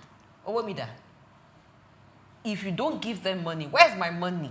It is not where is the tax, where is my money? So it's my money for them. It's as if the commercial drivers owe them. You must pay. Failure to pay, they descend on you. First of all, they look for something that they can take off your vehicle. They begin to vandalize your vehicle right there on the spot. You see them come out from their different hideouts, descend on the drive. You must pay, except you don't want to move. You don't want to work that day because they will hold you hostage. We have right around there. Even when you have the LASMA, the police, it's a normal thing. People see it as pay them. As he said, markers. Initially, I used to think that maybe they are government tax collectors, maybe how some governments would contract it to a third-party tax collection from the informal sector to a third party, and then they will tell you that if they use those at the office, they are not brutal, they're not tough to get tax from the streets. So they have to contract it to a third party who will recruit boys or recruit people who can be very, very tough to collect taxes. But now everybody has a marker. Everybody, you can buy a marker yourself tomorrow and be on the road and mark and collect from people. You can collect from traders. So I think that it is high time. We cannot be ripping the people off. You cannot give the people to oppressors and use that as compensation for those who worked for you during election. Those who acted as, I don't want to say ballot snatchers, but whatever it is they were doing for you during the election. And so now it's time to compensate them. You now give them the right to oppress the people in their own country, to begin you now make them tax masters over citizens. It is enough. It is enough. If government wants to sanitize the system, they can. It doesn't take government much because government has the military, the security apparatus. You can use that. You can't fight government. It's only when government, for reasons best known to those at the helm of affairs, choose to turn a blind eye that will say they don't have willpower. They have it if they want to do it. Yeah, but you see, the challenge is not as if government don't have willpower. You see, but it's the blackmail that willpower will bring anytime you choose to weld it. If you look at the fragility index, you find that we are around number 3 or 2 on that ranking as the most fragile states. And what does that mean is that the government has lost complete and absolute control to be able to enforce some certainties. So government is now negotiating with non-state actors to be able to achieve some certainties. And that's why you find that you are going to be looking at it. Take, for example, what's the number and size of our police people? What's the number and size of our military? That you'll be able to actually enforce some of all these rules. Within the states? Yeah, within the states. So I think we have enough. No, we may not have enough. It's difficult. I remember there was a parley that was held in Lagos recently, and I think, sometime last year. and the deputy governor was representing the governor. And it was between corporate entities in Lagos and the government interaction. And one man stood up and asked the deputy governor, and said, "Oh, there are things we see here in Lagos that are not sane. I see traffic light on, all those keke people, they just run, group way they run anyhow, and you see your people that they are there, and they cannot act." I can't forget the response. He says, "Look, these people, they are human beings like us, with blood flowing in their vein, with family, wife and children." And he gave an example in Amon ward of it, when they tried to sanitize it, that about 2 policemen were killed in the process by these same people. Now, these are the challenge that, of course, most states are facing. And why? Because we have been able to weaponize poverty. Because you see, oh, when you deprive these people, they become poor. And so when you need them to mobilize them, it is easy to give them 20,000 and mobilize them into the road. But you have raised an army that now they have nothing to live for. They can die for anything. And they can die for any cause. Thank you very much. Now, from my own part, I think the government is just not ready. The government doesn't want to do it. It doesn't want to do it. Forget the consequences. We all know the consequences that have bedeviled some part of this country and how we saw the government acted as a government, either at the federal or state level. They acted as a government. You could see them brimming with political will. And they gave the instruction. You killed a police officer? Who are you? Because the government agency seized some, you breached the government, you breached the law through which the government is governing the society. And because you were angry, you killed a police officer. You know, the government is not ready. You know one interesting part.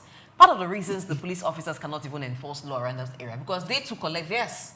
They do, of they course. Collect. So who are you they are part of the problem. To caution however, the non-state actor when you're doing the same thing. However, we have seen instances where these police people will still collect from these commercial vehicle drivers when they have an instruction from the superior, from the commissioner of police, or is coming from the inspector general of police to act concerning anything. There is no impossibility. They will not cross. And we know from Nigerian police, they have that capacity. See, Nigerian police have that capacity. And sometimes some of the technologies that we are yearning for that we do not have, if we do have, we would have solved 1 or 2 kind of problems that are peculiar to the environment. They have it. What I saw with the NSAS. Yes, but Doc, we need to round in up my this. neighborhood. What I saw in my neighborhood. But that's a collective problem where everybody was against the authorities. It was not everybody. It's not collective. It is. NSAS was collective. It was largely collective. NSAS Maybe was not collective. largely collective. No. I'm only saying in the environment where I was living. Okay. And you see these boys who were bent on burning down Ojodo police station. And for 3 days they were staying there until the police exhausted their bullets. It can't get to that situation now, because we're talking about those who are collecting illegal taxes from people. So they will not have that number and support. They will not. They would not have that number and support as the NSAS movement. No. They would not. No. See, listen, let's not trivialize this matter. Just get to Obalende and know the number of them. There are many. But if you don't have the drivers joining them, if you don't have the traders joining them, if they want to, they cannot. No. They don't need the trader to join. The truth of the matter is, once these people start trouble, even you will not stay. So look at it this way. The challenge is that we have breeded a whole lot of people that we should have taken off the street and put in schools and allowed them to be on the road. See, these people, you cannot take them for granted. Okay. And therefore, the state completely has no control. Whether it's in Lagos, whether it's in Borno, whether it's in Adamawa, this thing has spread across all the nooks and crannies of Nigeria. Okay. That non-state actors are becoming very powerful. We cannot sweep it under the carpet. And that's We where cannot sweep it under the that carpet, is why but we are we can curb negotiating. it. We can That's curb why it. government are negotiating from time to time. You have to negotiate. Okay, Seriously? so I understand. We negotiate when we don't have the will. I understand the when we're reason not why the ready government needs to negotiate. to take care because of them. one, the government doesn't want to just go out to kill these people. The government Because there will be a conflict where these boys will not back down, and the government will have the officers in the field will have no choice but to gun down a few people. They will back down. And me, I'm sure, and I'm not proposing this, by the time they take out a few people, others will sit back. And probably the government does not want it to get to that level. However, our society by the day is increasing, where we're having non-authorized persons take laws into their hands to do things endangering the lives of well-meaning Nigerians, and the government must sit up tight to do that. This conversation doesn't end here, because we are going to continue. Like I told you, the first conversation, we are deferring it. The second conversation, because they are hot topics and it calls for concern for Nigerians and for Lagosians who are paying attention right now. We're also going to defer this, because now we are going into policy discourse. It's still the front burners on Souq News Television. Stay with us. We'll be back in a moment.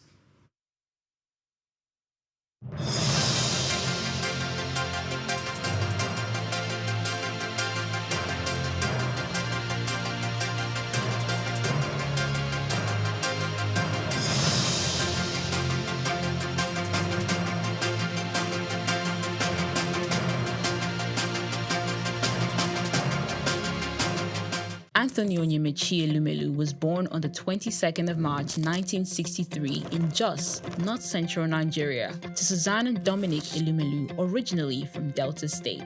Tony earned a degree in economics from Ambrose Ali University, where he laid the foundation for his future career, and then furthered his education at the University of Lagos, where he obtained a master's degree in economics.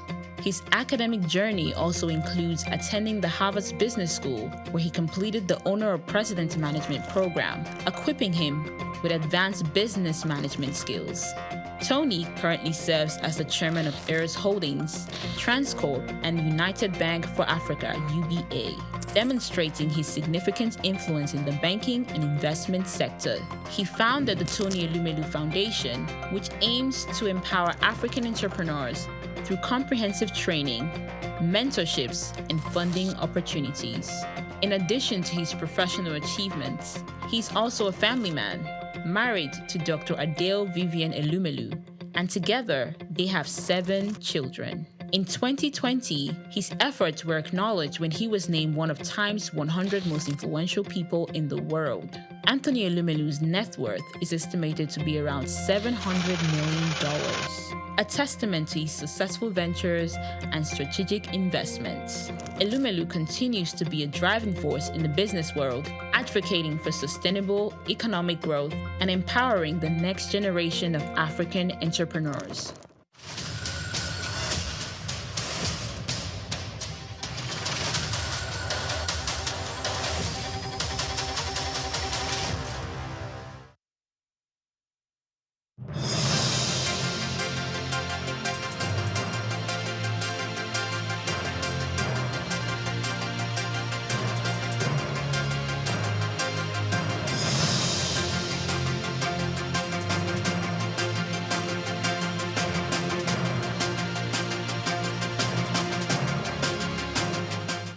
Strict adherence to ethical principles in the legal profession and society at large is facing serious challenges. Today, more than ever, there's an urgent need to recommit ourselves to the fundamental values of ethics, discipline, and professional responsibility. Welcome back. Many thanks for joining us. That is the Chief Justice of Nigeria, Justice Kekere Ekun. The need to sanitize the Nigerian judiciary, the Nigerian legal space, is not only the first time we've been hearing the call. Since time immemorial, such calls have been coming from prominent lawyers, they're coming from prominent political analysts and pundits as well. But this call at this moment is quite loud, and we want to give it a talk. Of course, in the frame of policy discourse right here on the front burners where we burn things to the ground. That means, making sense of it. And we're having a lawyer join us on this conversation, Rebuilding Trust in Nigeria's Justice System. His name is Deji Ajare. He's a lawyer and executive director of Sterling Law Center. Good morning to you and welcome to the front burners, Deji. Are you there? Yes. Oh, Deji, if you can hear me, kindly please unmute so we can hear you over here. Having me. Thank you very much for joining us this morning. You heard the Chief Justice of Nigeria, the Chief Judge of Nigeria, Justice Kekere, the speech we just played as a prelude before commencing this conversation with you. Could you please briefly tell us the implication of that speech, the need for that speech, and how you see it come together in the conversation of building trust in Nigeria's justice system? Yes, thank you again for having me. And of course, I listened to the Chief Justice of Nigeria, and the concerns she raised are quite valid. They are concerns that have been, quite a number of persons who are interested in the developments in the justice system have been raising for some years now. The issue of declining ethical standards amongst lawyers in Nigeria is a concerning one, and the fact that it is being raised at this point by the Chief Justice of Nigeria makes it quite even pertinent. You see, because ethical integrity is it's a core, it's the backbone of the legal profession. And when it is missing or when it is declining, then it is capable of negatively impacting perception of the public about the justice system generally. And so one cannot but agree with the CJN, as she has rightly pointed out, that when lawyers who are custodians of the rule of law fail to uphold ethical standards, the implications for justice delivery and societal trust are very dire. And of course, one would also agree with her that the body of benchers occupies a very strategic and vital position within the profession. It is positioned, it is the body that is properly positioned to spearhead the restoration and sustenance of ethical discipline amongst lawyers. So we agree with the assertion that the body of benchers needs to proactively and transparently use its disciplinary mechanisms to restore discipline and reinforce standards. But you see, the body of benchers in doing this must first engage in a process of self-introspection. The body of benchers itself, made up strictly of persons who are lawyers first, and who probably are also now judicial officers. The point being that the body of benchers itself has been indicted of failing in the past to uphold ethical standards. It has been indicted in the past of failing to adhere strictly to these ethical standards that has been part of the legal profession from time immemorial. And a case in point in recent times was, some years ago, when the chairman of the body of benchers refused to step down when a complaint was sent to the body of benchers for the investigation of a lawyer working in the office of the body of benchers, particularly when the unethical practice that the lawyer was accused of, ropes even the chairman of the body of benchers in, because the allegations were weighty. It seemed to imply that the chairman of the body of benchers was throwing his weight around to get judgments. And Apart from that, it also involved a situation where somebody was trying to lure the client of another lawyer, a very unethical practice. See, but then the chairman of the body of benchers refused to recuse himself and sat on that panel that was investigating that lady. You cannot tell me that the chairman of the body of benchers does not know that the fulcrum of the justice system is not only that justice is done, but that justice is seen manifestly to have been done. So the issue of perception is key. So irrespective of what the outcome was, the fact that the chairman of the body of benchers refused to step down at that time was a very big indictment, not only on the body of benchers, but the entire legal profession and the entire justice system. Let's look at this since we're talking about the justice system. Um, for quite a while, I think that has reduced maybe during this current dispensation. But we saw an era where it was as if politicians were shopping for expert orders. So one court gives an expert order, before you know it, another court is giving another one regarding that same case. Now, what part of the legal system do we hold responsible for this, and how do we address that issue? Because it's one of the issues that has made kind of ridicule the justice system, where it's as if, oh, it depends on where you go to. If you get an ex parte order, I can also get another that conflicts that. You see, it is impracticable to sit down and dissect the justice system or the legal system into bits and put the blame before one or the other. But I think it's a whole system. And when the whole system, when anything is wrong in the system, it is wrong. And that's just it. You see, both from the judicial part, the bar, the bench part, and the bar parts, the lawyers parts, there are problems, there are issues. And I say first, while of course we have spoken so much about the judiciary itself, for the lawyers, this is the point that I make. Politicians do not know where to go to get ex parte orders. They do not know where to go to get injunctions. So who gets them those injunctions? It is the lawyers. And so we must put the blame squarely on the main actors in that justice system, the lawyers, the judicial officers themselves. Because politicians will be politicians. Politicians will take advantage of any loophole that's available. But who points the loophole to them? Who shows them the road? If bribe is going to be taken, no politician will approach a judge directly to go and offer them bribes. It will be through the lawyers. It will be through the lawyers. So we must tell ourselves the truth.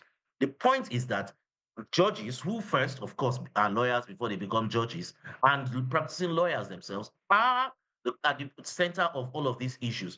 And if they fail or refuse to give this, to point the politicians towards these directions, you can be sure that the politicians will not seek these orders. And you know, it is quite interesting that what you even have these days is a situation where those politicians, I mean, the clients themselves, when they approach a lawyer and a lawyer tends to want to, avoid engaging in such unethical practices, they say he's not a smart lawyer. They say he's not a smart lawyer. So putting it is now apparent and now obvious that for you to be successful in legal practice, you need to engage in these unethical practices. It's a major indictment on the profession. It's a major indictment on the justice system.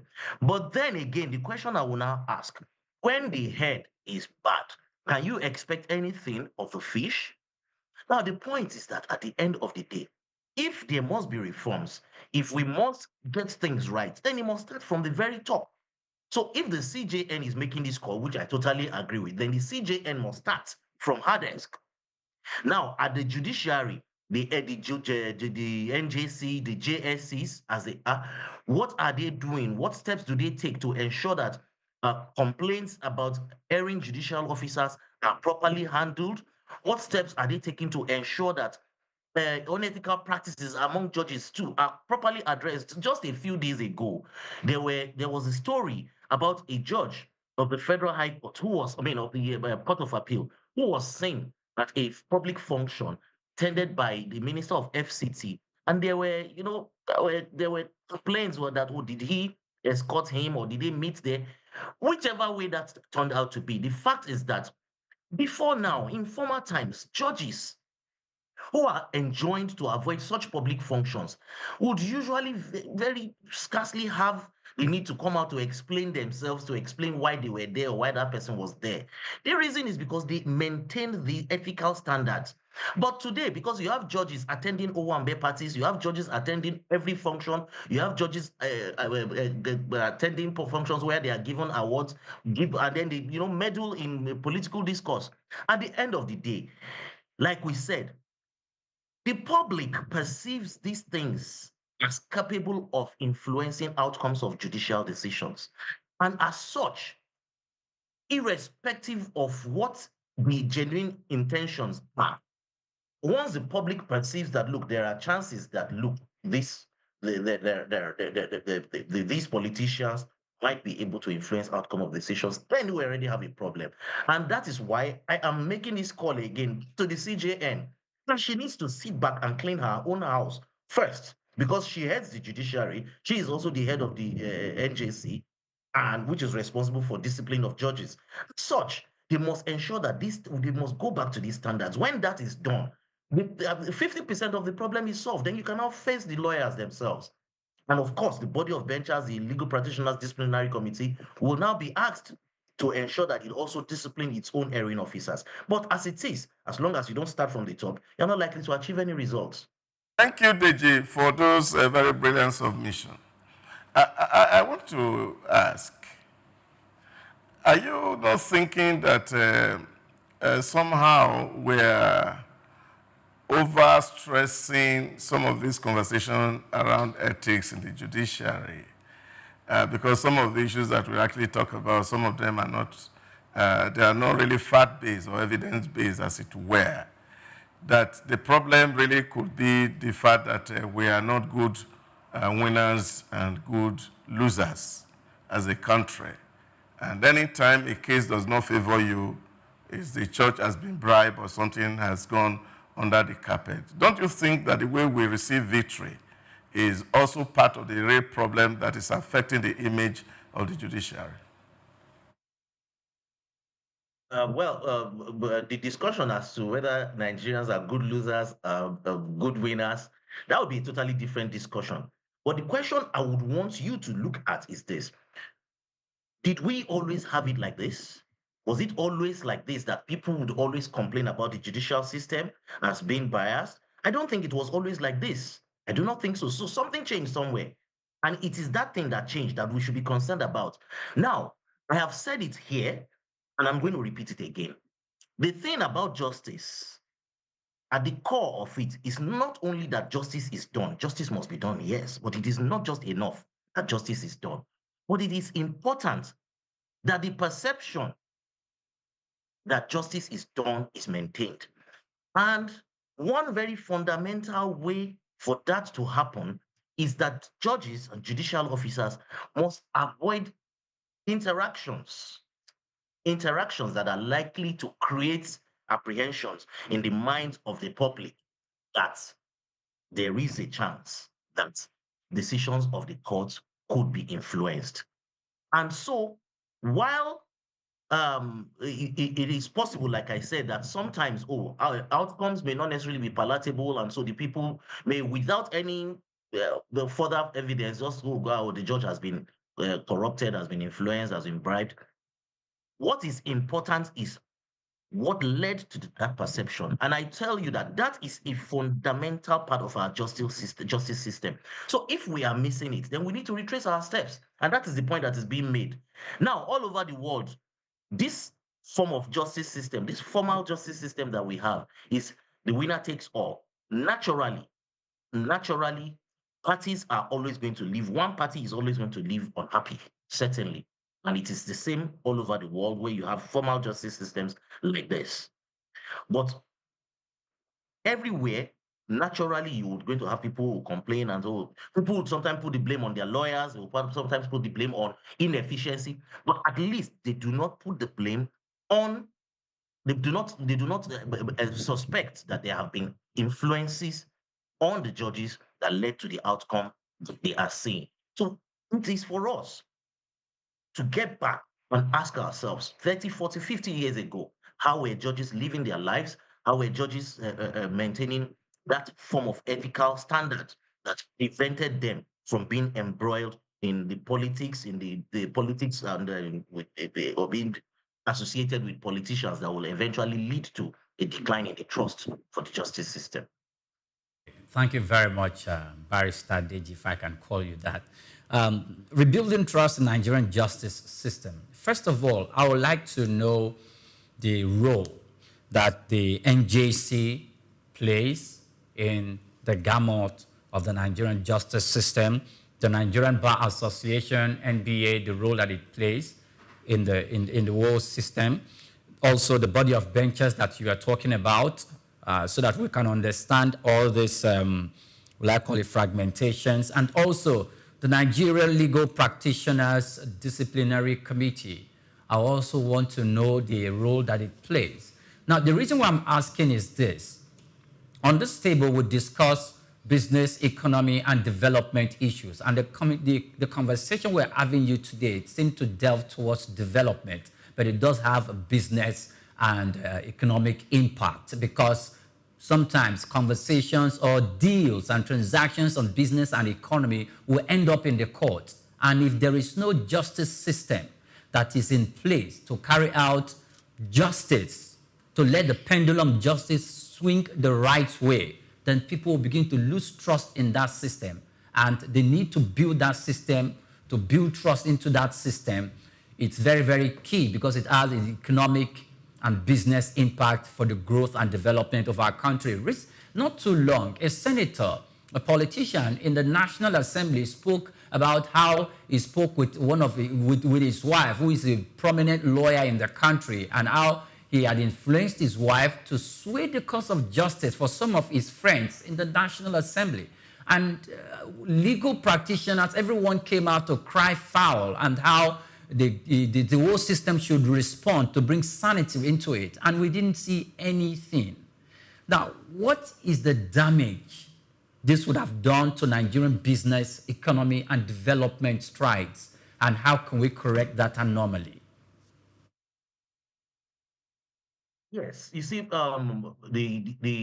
I had mentioned earlier, the NJC is the highest body for the regulation of for the discipline of judicial officers, and until it wakes up to that responsibility and do it in a proper manner, we're going to definitely have challenges, and again, I think we should even start from the very beginning, from the recruitment of judges for the higher courts. That process needs to be strengthened better than it currently is. It should be more transparent.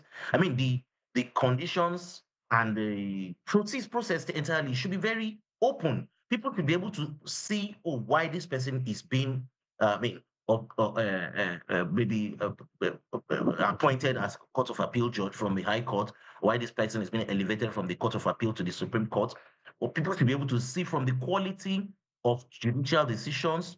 People should be able to see from the quality of their lifestyle. People should be able to see that, oh, persons who have had um, allegations of misconduct against them punished by not being promoted. But that is not what we currently have. There's a lot of hush-hush around the appointment of judicial officers, and despite all of the outcry, the NJC does nothing about it. In fact, it appears to actually be getting worse, and that's just the situation. So first, from that moment, from the point of appointment of judicial officers, because it is now common knowledge that the appointment of judicial officers these days is influenced primarily by politicians.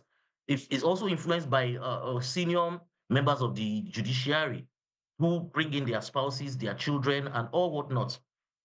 Now, it makes it difficult first for people to even have confidence in these people that are being appointed. And from then on, you now also have the disciplinary issues. A lot of them are unattended to, a lot of them are thrown out for very flimsy reasons.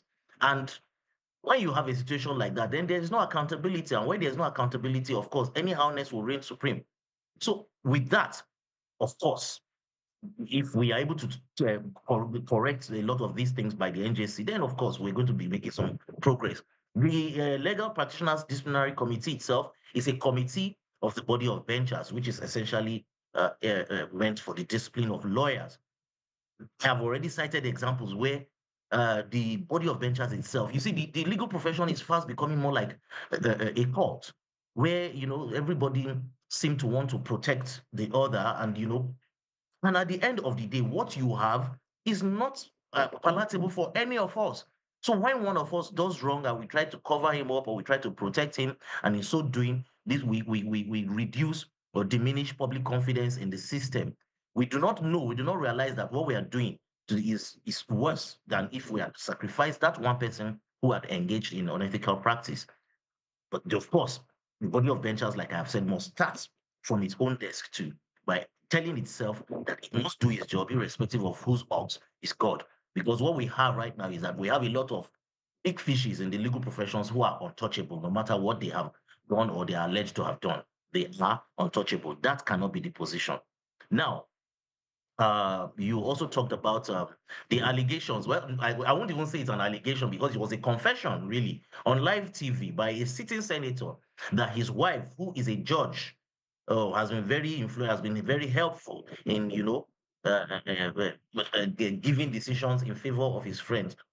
Unfortunately, you know how that ended. Nothing really happened because he merely came out and said, "Oh, he was misunderstood." This was someone who spoke on live TV, so he was said he was misunderstood, and the wife still sits as a judge. In fact, still sits in very controversial cases till today. Nothing happened. So, do you think other judges who are watching, who are seeing this, and who have realized that, oh, really, this can happen and nothing will actually come out from it, do you think they will be bothered? They will not be bothered. So we're still going to continue in anyhowness. So if we're looking for solution, then instances as this must be thoroughly investigated. Outcomes must be publicized, and people must see that steps have been taken to rectify whatever ills there are. I think essentially that's how to start. That's how to start. And of course, you must also agree with me too that the general decline in morality in our society and generally also affects the legal profession, affects the justice system too. And so while we will be while we'll be implementing targeted steps for the the legal, the justice system, we also must also be concerned about essentially bringing society back to, a high moral standard. Now, you made mention of some persons within the legal system seem to be untouchable. I want to ask, how did we get to that point? There've been the advocacy for independence of the judiciary. Now, if we look at what the attributes of an independent judiciary would be, we can look at the mode of appointing judges, the mode of removal of judges, remuneration, security of the tenure of judges, and other attributes. But let's look at the mode of appointment, the mode of removal, and remuneration. These three attributes, they seem to be very key. So where the mode has empowered the judge or a judge to do as they please and they are untouchable, can we get there? Can we sanitize the system? How do we achieve independence of the judiciary? Would that address the issues of ethical misconduct and the poor reputation that the judiciary has right now with the Nigerian populace?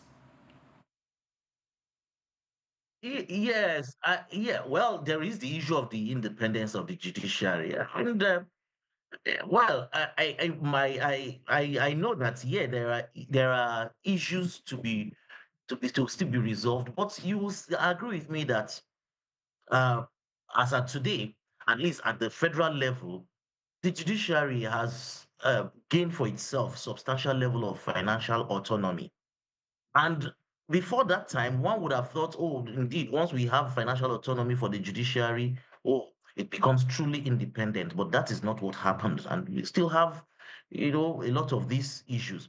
The point at the end of the day is that it is not the financial independence that is responsible for the lack of independence. It is not even, it is essentially the fact that there is no accountability, or the mechanism for accountability is not activated when it is necessary. And as such, people continue to do anyhow.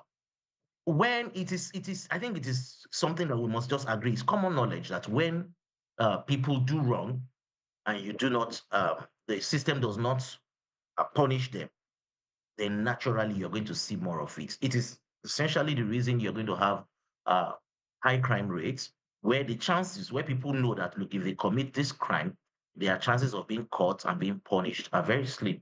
They're likely to do more of it. So as that is the problem with the judiciary. If that changes, trust me, even under the military governments, we had a better judiciary, we had a more independent judiciary, we had more fearless judges. But today, when judges essentially are appointed by, or selected or nominated by politicians, nominated by persons to whom they eventually have to now start paying obeisance. So quite naturally, they must do the bidding of the people who are responsible for their for their who are responsible for their appointments. Is good, but I'm still going back to the earlier questions I'm asking. I want to find out from you, are there specific incidences of these unethical practices that are blatant that we can point to? You also have argued that before now we don't have judiciary is bastardized. I also grew up as a little boy to understand that there were some certain court system in Nigeria, secret court system, that if you want to win a case, you have to belong to them. And then, of course, you can be sure of victory at all levels. And I can remember the popular, I told Oga not to do so, somewhere in Benin City some years back. And all these are issues that were quite blatant in terms of the influences that were going on in the judiciary. Don't you think that the value system of our people is very critical?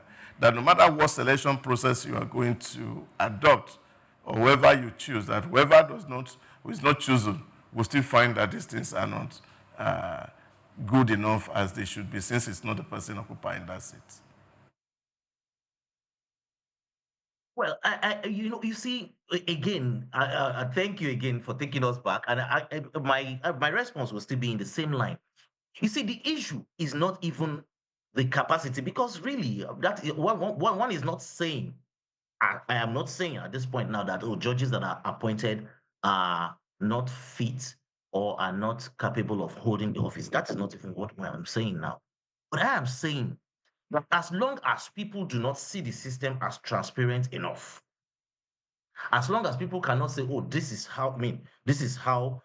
unlike in the civil service, you can say with reasonable certainty how a person will grow along the line, unless they have specific disciplinary issues. You know that after this number of years, you are entitled to promotion, and even if it is delayed, tops 1 year, this will happen unless you fail this exam, unless you do that. So you can say exactly how somebody is going to grow through the ranks. What we're saying is that with the judicial system, it is not there. That thing is not there. That system that helps you determine who goes where, when, and how. It's not there. There are written rules, but those rules are not adhered to by the NJC. They're not adhered to. The Judicial Service Commissions of the states do not adhere to them, and the NJC, who is supposed to supervise the JSCs, does not do anything to make them. So basically, anybody that the chief judge of a state wants gets appointed as a judge. It's as simple as that. But that's not what is in the books, and that's not what it should be. So as long as you have that kind of system where one man can sit down and say, hey, I like your face, become a judge. No, I don't like your face, don't be a judge. Then you are not going to be able to get that public confidence. Remember, quite understandably, there will be instances where there will be disagreement. That one is natural. You're going to have it. It has been there. It will be there. Even in other climes, you're going to have them. But like you said, are these things that rampant? Were they this rampant, for instance, 40 years ago, 30 years ago, for you to hear judges mingling with politicians? And no, it wasn't. They were not, you would not, I mean, you could have one or two instances here and there, but not something rampant. But today, it is rampant. It is what you have all over the place. Now, today, where you have, if you have a judge, for instance, a chief judge, you can be sure that his sons, his daughters, his in-laws are all already placed somewhere, either as magistrates, high court judges, or federal high court, somewhere. They're already positioned to take over from the man when he lives there. Politicians ensure that their wives, their children are positioned in the judiciary such that at the end of the day, as they rise, they become, they become sources of, well, I don't know. They are, I mean, they are able to help them get things that they want for. So at the end of the day, this system, and it is now immaterial what actually transpires in each case. It is immaterial that the person really did justice as it ought to be. What is important here is the perception, and I think that is what we're talking about here. Because the ethical standards at the end of the day is all about perception. It's all about perception. What a lawyer, for instance, does in his private space, what he does in his own room, I mean, you wouldn't know. But when he comes out as a lawyer, what he does is what you perceive. What the judicial officer does in his private times, you don't know. But what he does as a judicial officer is what you see. And that is where your perception comes from. So we must be concerned about the perception because ultimately that is what will influence how people will take and receive judgments and decisions from these courts. Let me just ask this one again, looking at the distinction between morality and law. I heard a senior lawyer once argue that many lawyers make very wrong prayers and then they'll be waiting for justice and say it's clear and evident to all, but in the papers that is presented before the judge, the facts are not there. And then, of course, the judges are supposed to be making their decisions based on what you have presented before them. And of course, you go out to tell people, oh, everybody saw it. But that was not the case as before the judge. And some of all these things are the things that are creating the kind of wrong impressions in the minds of the public that the judges are very corrupt. And secondly, we also have situations around where you also find that people approach the court, and of course they need to defend their cases before a particular judge, and then they say, oh, I don't want this judge because I feel he has a link, and because I can't trust this person, not really because you have the character defect, but because you're just perceiving that this person is not somebody that you want to do. And these kind of frivolities that comes from the lawyer. So what advice do you really have for the lawyers who seems to be the real link bridge between the judge and the society? I quite agree with you. There are quite a lot of instances where lawyers do not do their jobs properly, and then when the outcomes do not favor them, they blame the judges. No doubt about that. That's certain. I mean, there is a major political case. I don't know if I would want to, but where the Supreme Court declared a person who contested an election and was not announced as winner, and the Supreme Court declared the person as the winner, and the entire country blames the judges and all of that. But from my little understanding of what transpired in that case, the blame is on the lawyers for the supposed winner, because they did not do their job. They did not present the appropriate documents. They were waiting for INEC to do it, and INEC was disinterested, and INEC did not present the appropriate thing. So they lost, and everybody blames the court. Of course, no doubt, you have cases like that. But I am saying that is not always the case. And more so, why would it be easy for the society to quickly say, oh, the judges have been corrupt? Perception. Perception. So now back to the lawyers who do not do their job well.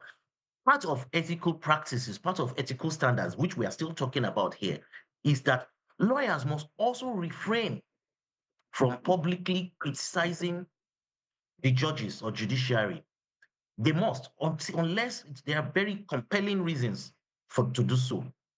But you see, part of the decline in ethical standards that we're talking about is that today lawyers grant interviews and openly accuse without any solid evidence. They publicly accuse, and so naturally the laymen, their clients, and the society watching will now toe along that same line, agreeing with the lawyer that yes, indeed there has been compromise on the part of the judges. So, yes, so when we're talking about the ethical standards that must be improved, that also means that lawyers themselves must also be disciplined.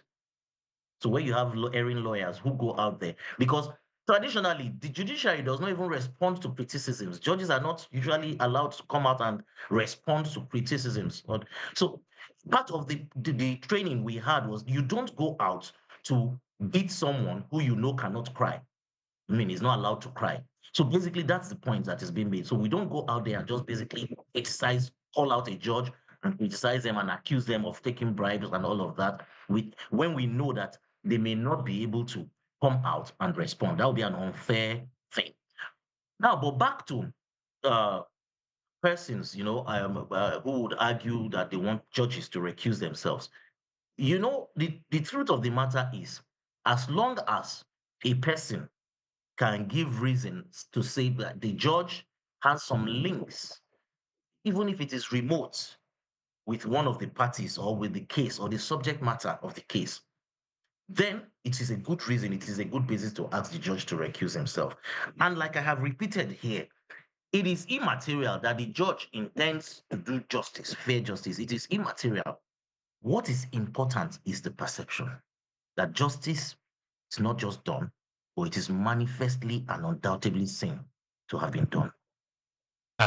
Thank you very much. Now, before I let you go, I would like you to respond to this question in very few minutes, like a minute or two will be fine.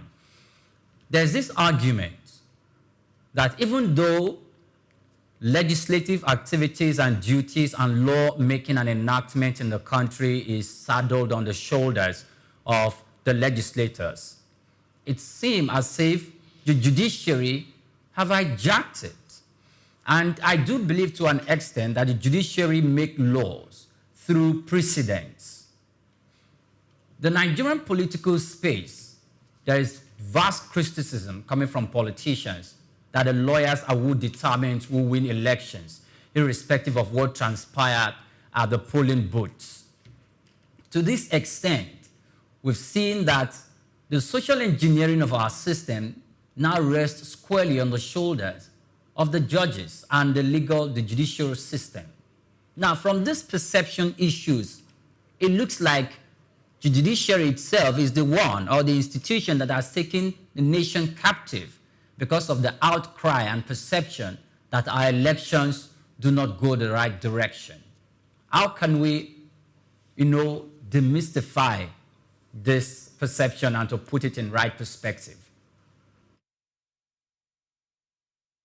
Well, again, I had said it earlier that there must be serious scrutiny of the legal profession, because you see, the politicians will not go to court and file election petitions themselves. They will not file appeals themselves.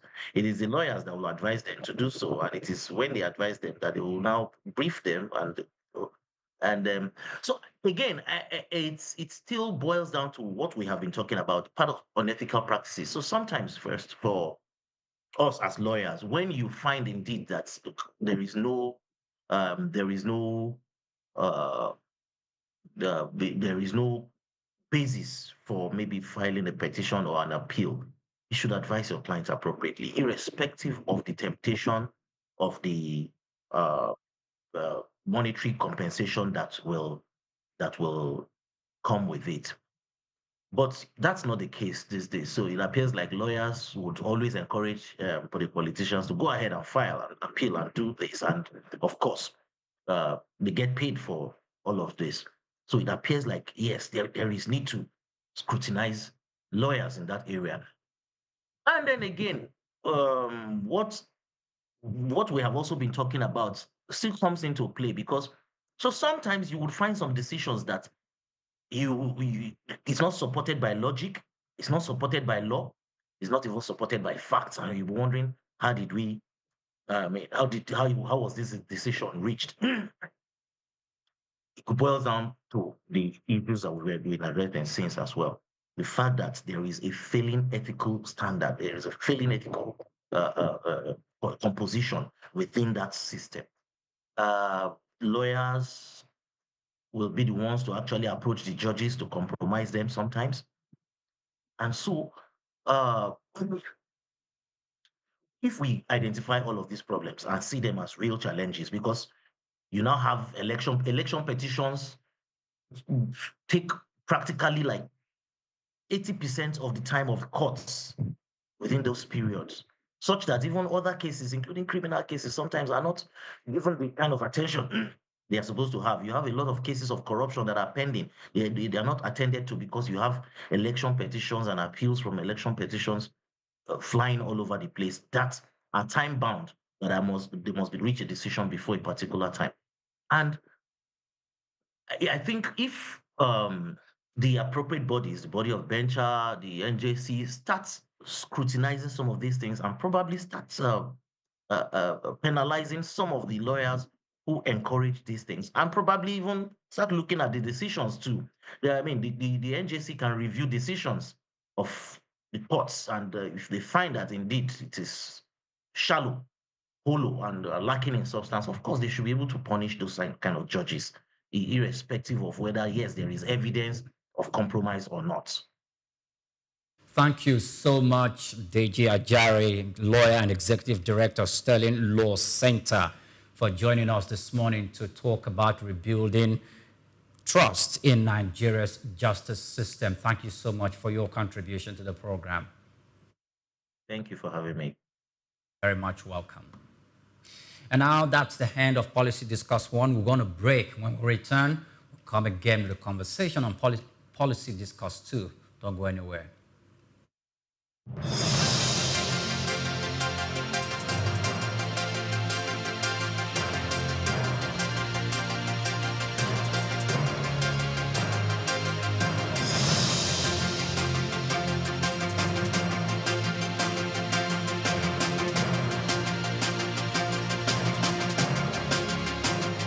Lawyers are concerned about several issues when it comes to artificial intelligence, AI, including data, privacy, compliance, and job displacement.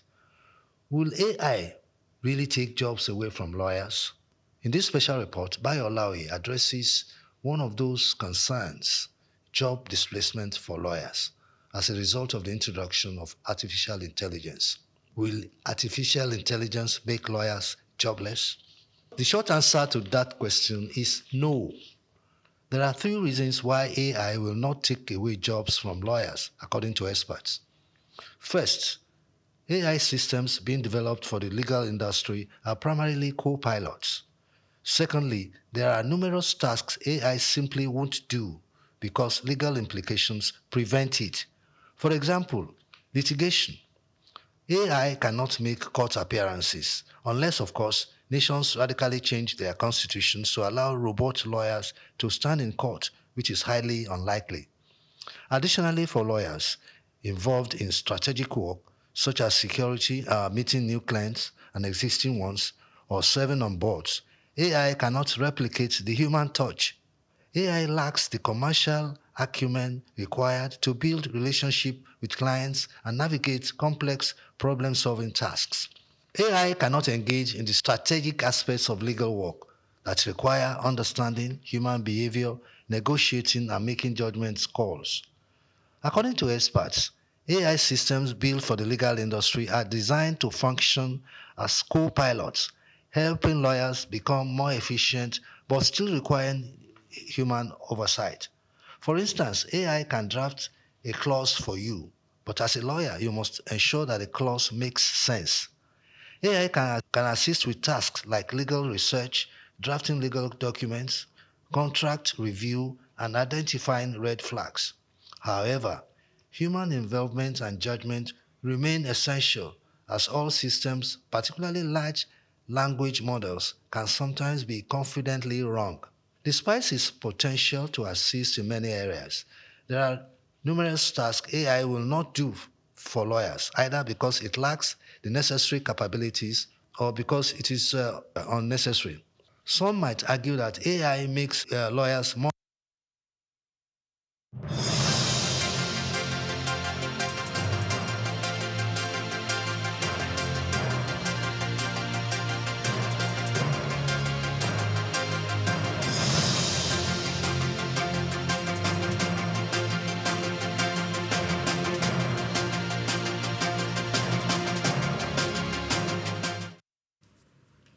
Welcome back. Many thanks for joining us. Now we're moving on to Policy Discourse 2 and a bill seeking to create the office of the Prime Minister of the Head of Government and the office of the President as Head of State has passed second reading in the House of Representatives. The bill proposed to alter the provisions of the Constitution of the Federal Republic of Nigeria 1999 as amended and to provide a framework for the mode of election to the two offices. The bill is among 32 constitutional amendment bill that scaled second reading in the House of Representatives on Thursday, March 27. Also among the bills is a bill for an act to alter the provisions of the Constitution of the Federal Republic of Nigeria 1999 as amended to provide for specific seats for women in the National Assembly and the State House of Assembly. And I need to take this again. Another bill proposed to amend Nigeria's 1999 Constitution to shorten the time for resolving pre-election disputes, establish pre-election tribunals, and regulate the suspension of the National Assembly members. Doc, in all of this, which one caught your attention? Is it the creation of the office of the Prime Minister? The creation of the office of the Prime Minister and the creation of the President as the head of state, or the one creating a specific seat for women, specific number of seats for women in the National Assembly? Which one caught your attention? Well, I think I'm just bothered, really, how people sit down, trivialize issues that can really be very serious.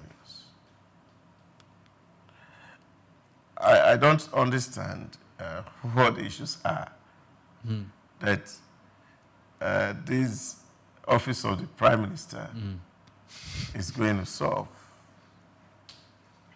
Yeah, we've had parliamentary governments some time past, and we have states who have adopted parliamentary regimes, and they have lawmakers appointed, and in which case ministers are appointed from the members of the lawmaker, like you have in the UK, and the leader of the majority party become the Prime Minister.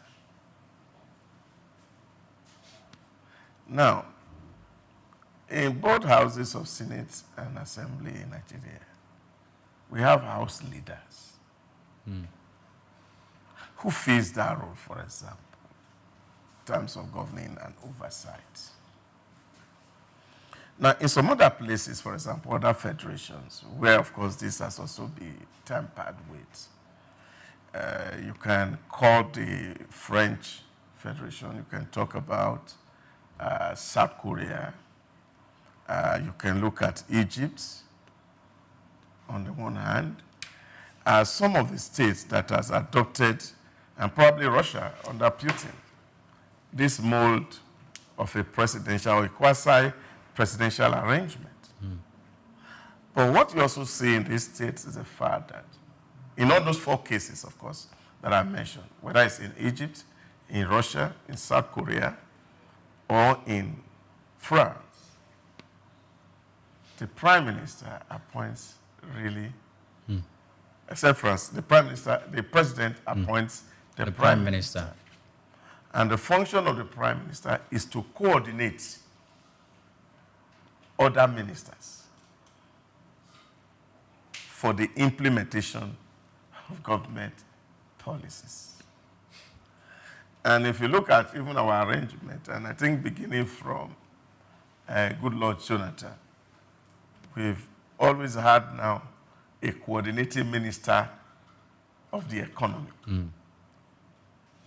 who seems to occupy that position, which function set out by the constitution of this presidential arrangement that I have just mentioned, that this is cut-out role.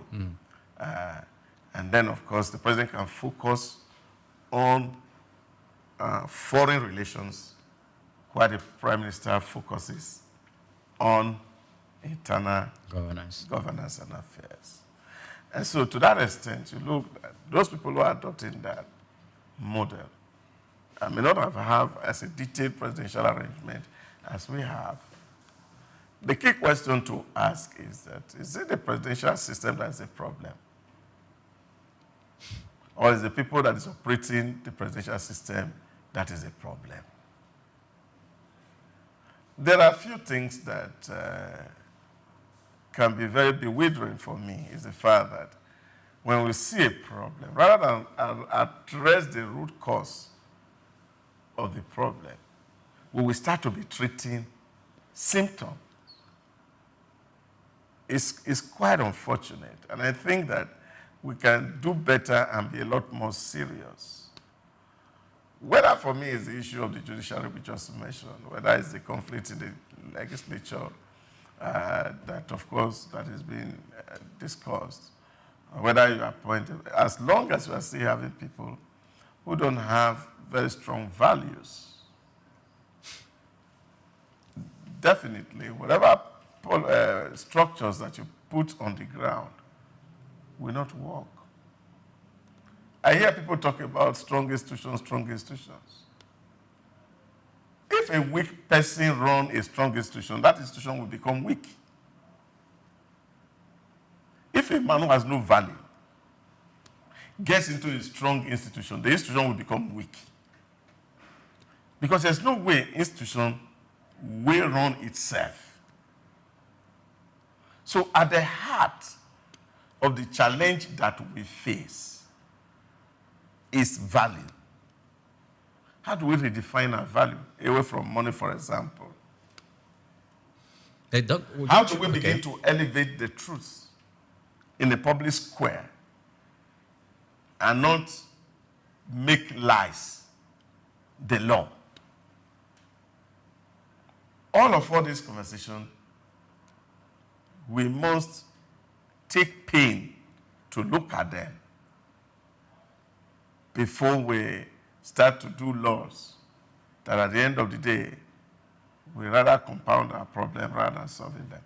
I tend to look at, okay, so when I saw that we are advocating or the bill has been sponsored for the office of the Prime Minister, so the question in my mind is, what problem is this bill going to solve if it's been passed to law? What economic challenge?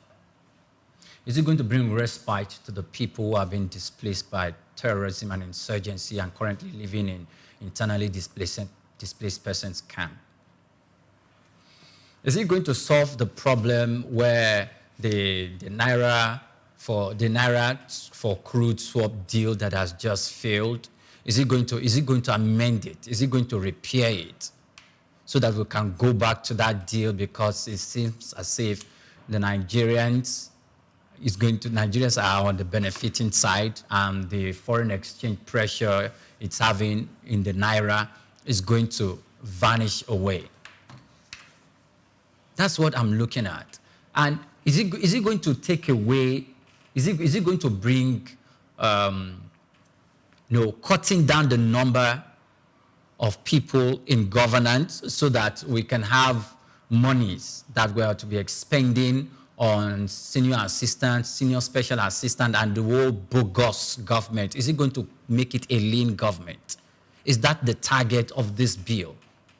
Why I can understand the specific number of women that should be brought into governance and how maybe like 20% or 35% as they are clamoring for should be given to women. Though that's still even debatable because the men will be like, that would be discrimination. It's a political space and there should be a level playing field because that's a conversation I've even listened to going visiting some press conferences about issues in regards to inclusive governance.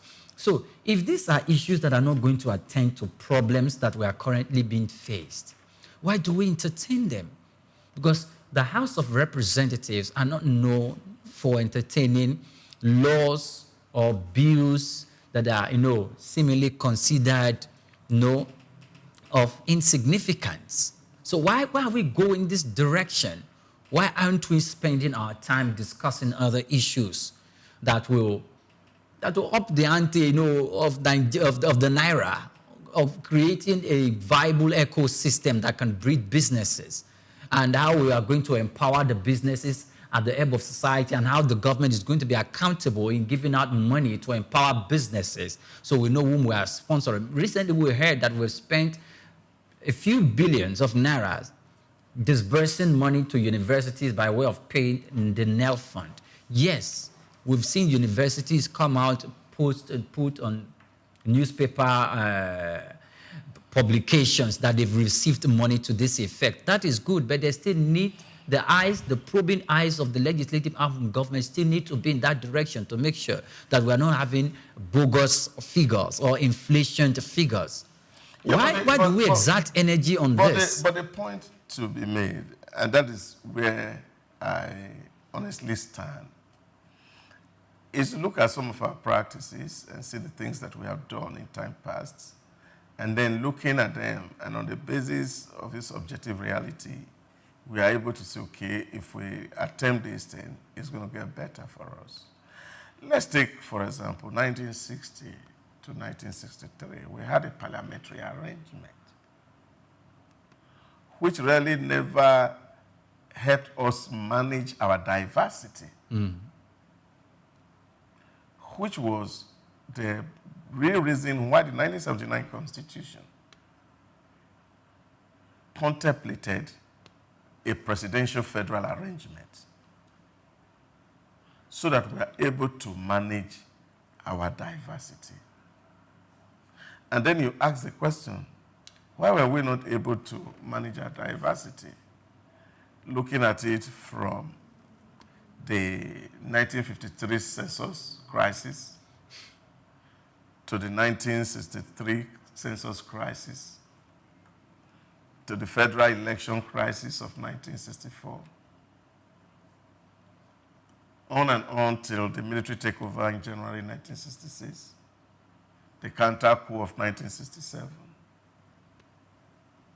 and then, of course, the 1975 counter-coup, the coup attempt 1976, then the eventual handover of power in 1979 to a civilian government that gave birth to the 1979 Constitution, which was further amended in 1989 and then 1999. And it's that same Constitution that we are still trying to amend. And when you look at the fundamental issues that have to deal with these constitutions and amendment, it does say something for us. That in a period of less than 100 years, I see the number of constitutions that we have had, all trying to manage our diversity. And I think people must begin to look beyond the laws and regulations as the fundamental challenge to our problems, to focusing more on the nature of the persons who drive the process.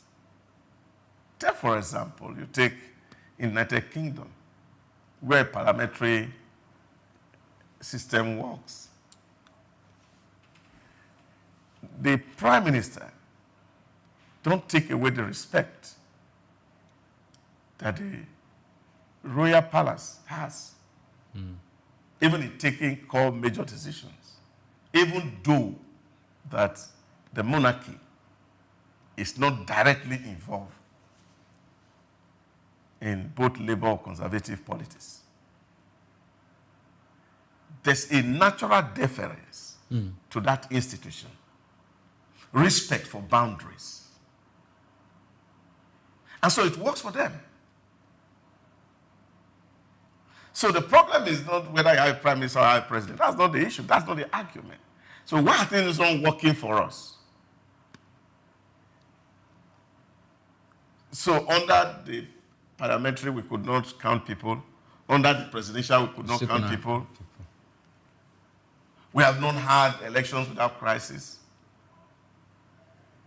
So these are the issues that should bother the heart of our people, that our problem is not the Constitution. And I don't think it's because we have less or ineffective laws that is the reason why we are not making progress. We are not making progress because we have even the little laws we have that are obeyed in their breaches. And I think that's the fundamental. And I think that's where all of us, even the National Assembly, must have to search their souls and their intentions to be honest in asking very valid questions. Aren't we part of the problem? And how are we going to take the advantage of being at the chambers to address some of these fundamental issues that really create chaos for the system? Okay, so recently also, apart from all these laws, there is still another law, another bill that is seeking to bring in traditional rulers into the system. And I'm not surprised because that could be the pointer and the reason why they are mooting the idea of a parliamentary system by proposing the position of the prime minister. Economic matters in the country, are begging for attention. I like the conversation we had yesterday about the potential of the bill scaling the second reading, about deferring to state governments, moving away the control and the ownership of resources in your domain from the exclusive legislative list to the concurrent legislative list so that both the federal and the subnationals can make laws concerning that. Those are the issues that we should be tackling.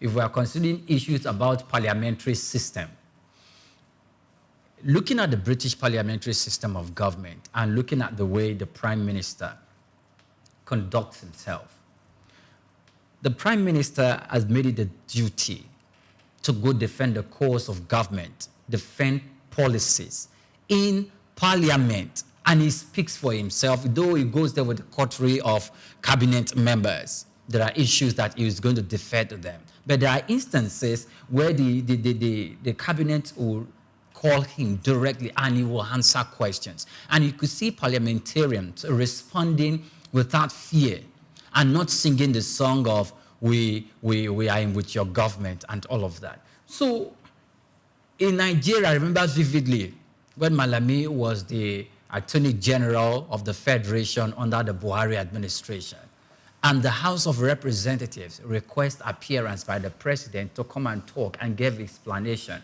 about the affairs of the country with regards to security. And now, because they are saddled by constitutional responsibility to carry out oversight over the executive arm of government. And he refused to show up after he had made up his mind and given and even promised to come.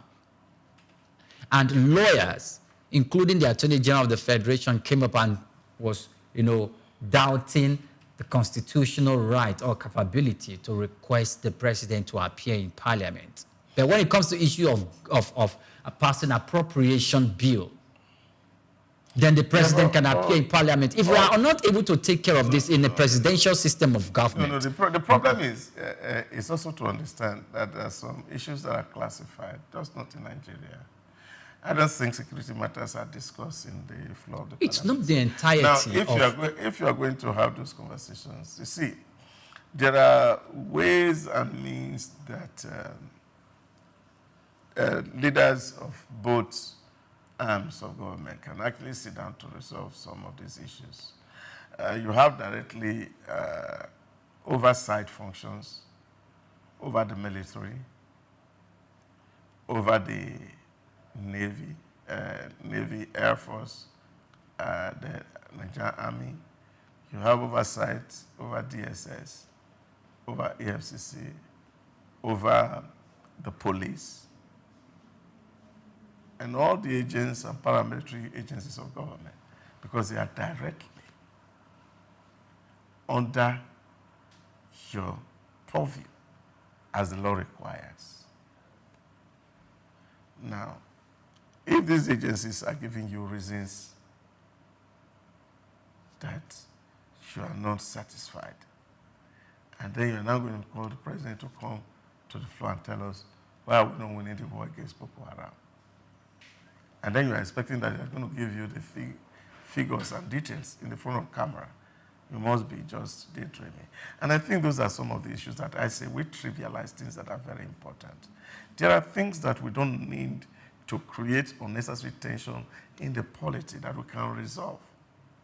And I think that's where, for example, when you go to advanced democracy, lobby groups are everywhere who interface between the lawmakers and the executive. And they take these issues off the streets and they are handled professionally. And those negotiations happen, compromises are reached, and then decisions are taken. Now, we must allow our democracy to evolve. And that's what I fear. But why is democracy not evolving? And I think there are some aspects of our culture that also need to be overhauled. All right. See, obedience to law is quite important. I was listening to a video that somebody sent to me yesterday. I don't know how true, authentic it was, but this guy was talking a narrative of a particular pastor in the United States who was sentenced.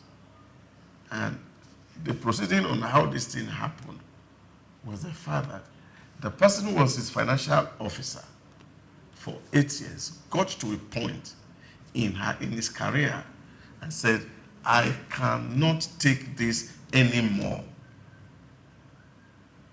and served as a whistleblower to the authorities. To the authority with evidences. And the past 3 years, that case had been on. And even when you have lawyers coming under First Amendment and the rest of it that protect religious issues. Situations. But there were so much glaring evidences that in the face of the glaring evidences, the First Amendment was waived. Could not hold water. Although there's an appeal, as it is said on the case, that the lawyer said they want to file appeal. Of course, they have to file the appeal. But the issue here is the fact that you see people who work in this ministry as adherents coming before the court to say things as they are. And that is fundamental civility, that people can have conversation honestly and truthfully. But my worry is that most times we don't have honest conversation. Our heart is laden by emotions. Okay. And these emotions are the things that really divides us. All right.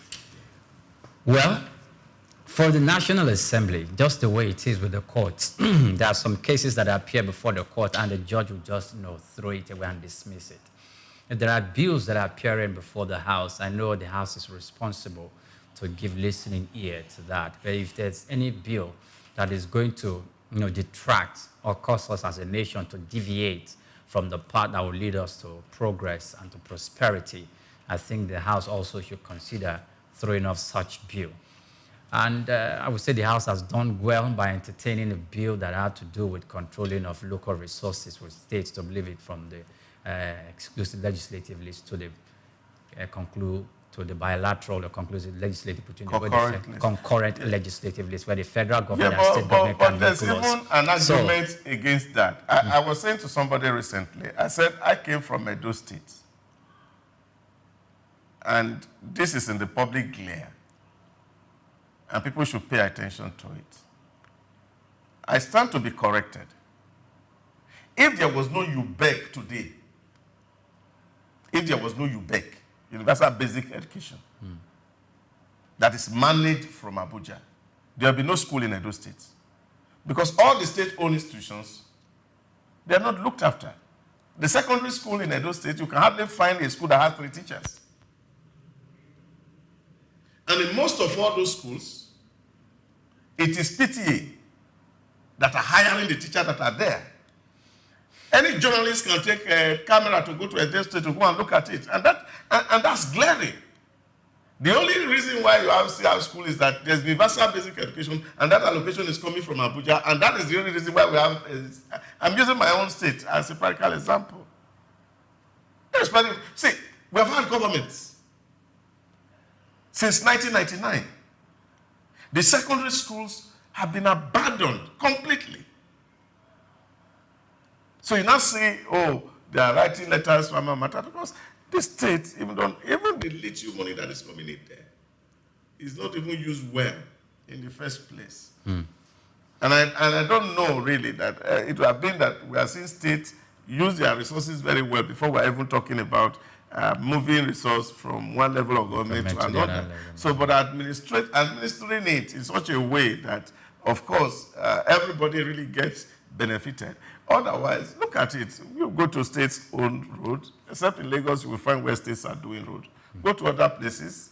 If there are no federal road, there will be no road. So these are issues that we must have also look at. That if you are disempowering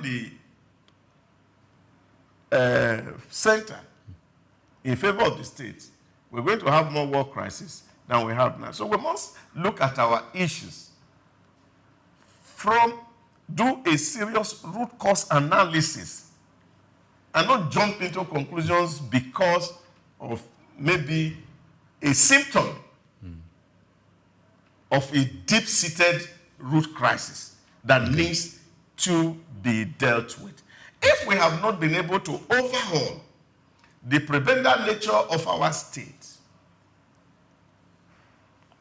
it doesn't matter who controls the resources. It's still going to remain Outcome the is same. going to be the same. Okay. Just like advertising will say, the definition of insanity is doing the same thing over and over again, and then you are expecting a different result. Well, that's why we draw the curtain here on policy to discuss. We'll go on a break, and when we return, Post and Perspective will be right in your face. Just stay with us.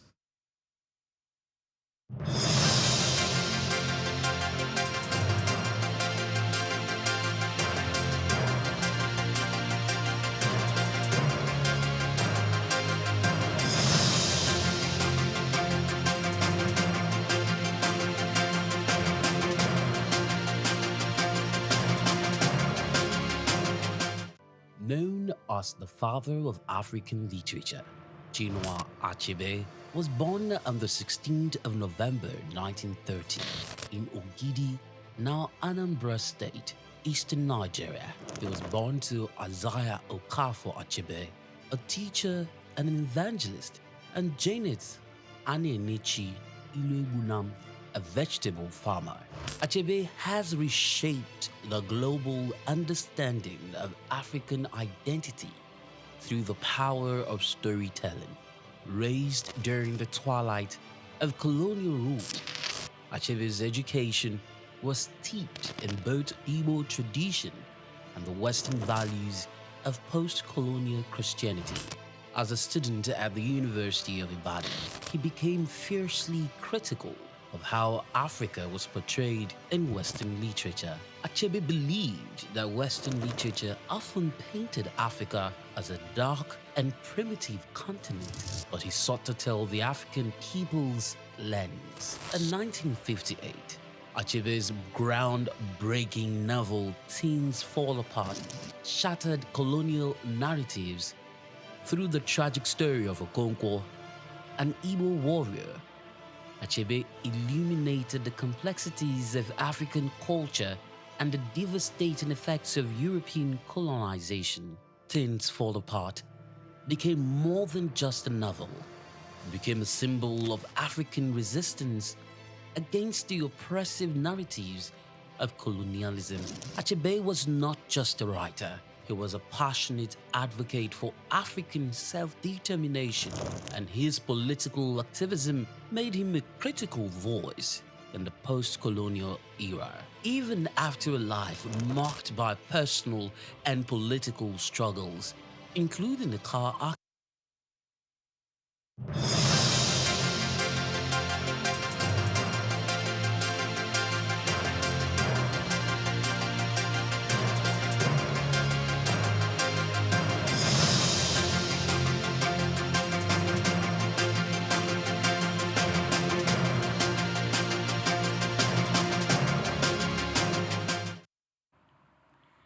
Good morning. This is the Post and Perspectives on a segment on Front Burners. I was about to say good morning, welcome to Front Burners, and I realized that, oh, I'm just doing a bit of a segment there. But let's jump right into it. The idea of the segment is we come and we review what you're saying on social media. So if you are not following any of our social media platforms, that's a problem. And please ensure you follow us on every platform from X to Facebook to LinkedIn, whatever it is. And thank you so much for following us and commenting. So the first topic that was discussed for the day is FGEU discourses 1.3 billion trade investments in Nigeria. And the first person here is Alpha Okinyo. And you say these trade investments with Nigeria needs to happen in the open. Over the decades, other parties have always had the upper hand and gains, while the negotiators of some of the deal's profits, not Nigeria. Governor, welcome back. And you tell us that the West is always in trade for the nation's interest. African nations get into these meetings for personal interest. More reasons for these discussions should be made public. And he hashtags front burners. Thank you so much. And of course, the last person that we took your comment has to be Donald. And Donald says, our government encourages foreign investors but doesn't encourage internal investors like we, the importance. Instead of them to look for a way to hand out, instead they look at our hard-earned money we invest on importation. Afterwards, they would auction our containers to another person for peanuts after being released. So he's talking about containers being seized. All right, so my gentlemen on the front burner team, who are we talking about for the trade union? Priya, you are writing. I don't understand. Are you a lecturer? The trade union. Yes, I mean the FG discussing the trade investments in Nigeria. He's answering your question. So it's another food scam because the one he has is already food. Because people are saying that, look, they import things into Nigeria and they are being auctioned out. Customs is seizing people's products, saying you didn't meet up to this, and they are being auctioned at ridiculous prices. Well, that's a dicey one. If you're going to import certain things into Nigeria, there have been regulations. You can write things. as you talk. There have been regulations for you to meet up. There are conditions.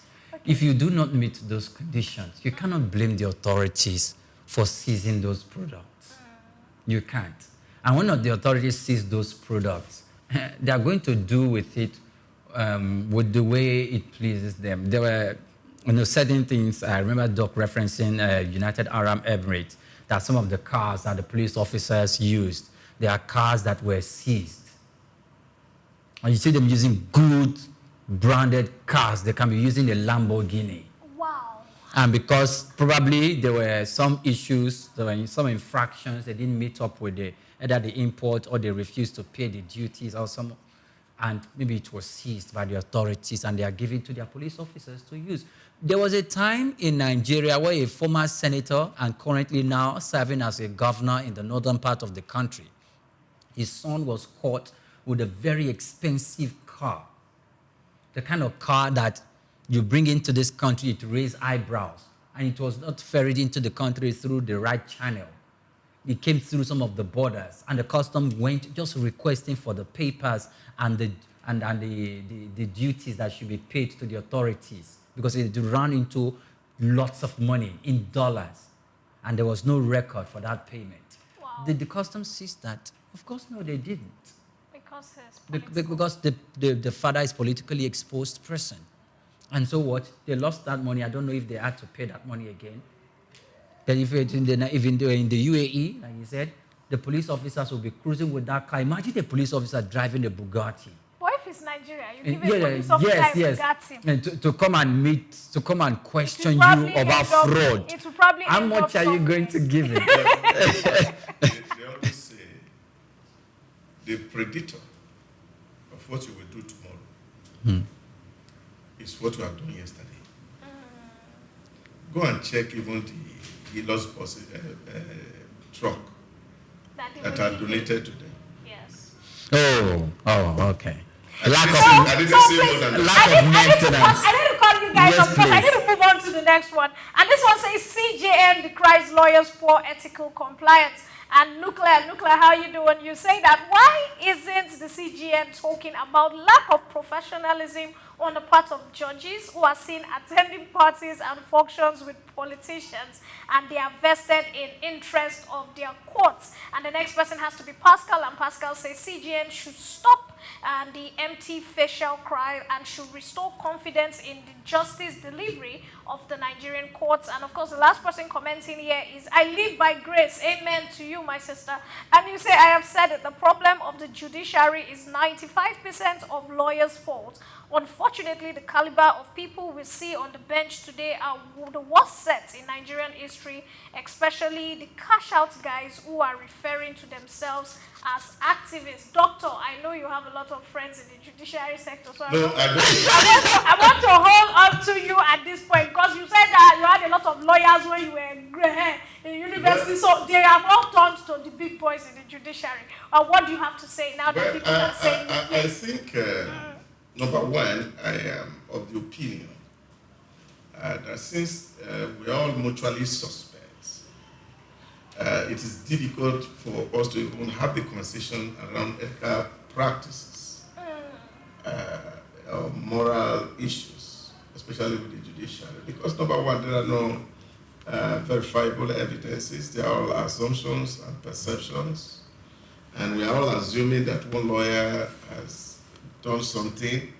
We are not too sure, and most of the time, and I say it's because we have too many bad losers. And that's not even good for us, that people cannot accept verdicts. But again, it speaks to it. There's an adage in my village that even when you caught a thief red-handed and is brought into the square and all evidences are proven, it does not leave the square quiet. It still keep denying. So in my village, it says that the person who has decided to become a thief is also very strong in denial. So he's also very strong to deny and say, I didn't do it. And I think these are some of the things that are playing out in our environment. And if we need to work on our value systems, where, of course, if you see a very big car drove past you today now, the next thing you say, oh, that person is blood money. Yeah. You don't even know the owner of the car. You don't know where it's coming from. You don't know where it's walked. You have reached some conclusions. And these are the things that we are dealing with. And I believe that if some lawyers are found to have flouted the judicial process, the CGN should not lament in the face of camera. Those people should be tried. Yes. And then they are jailed, or their licenses are withdrawn. And then that serves as a deterrent to other worse intention to do such things. But where those cases are not proven, we cannot just sit and assume that judges are corrupt, lawyers are corrupt, and with no single evidence or no single case that has been tried, and then we are assuming that. That is my own personal perception. But on the whole, generally, yes, value has gone down deeply in Nigeria. Sometimes I wonder where we are going to bring the judges and the lawyer from, the politicians from, the policemen from, the customs from. Whether we are going to import them from Mars, I don't know. Because there's a real degrading value system in Africa. And that has to be fixed. Yes, sir. But for my own, all the friends I have that are lawyers and judges, they are very good people. So I can back them up and, attest for them.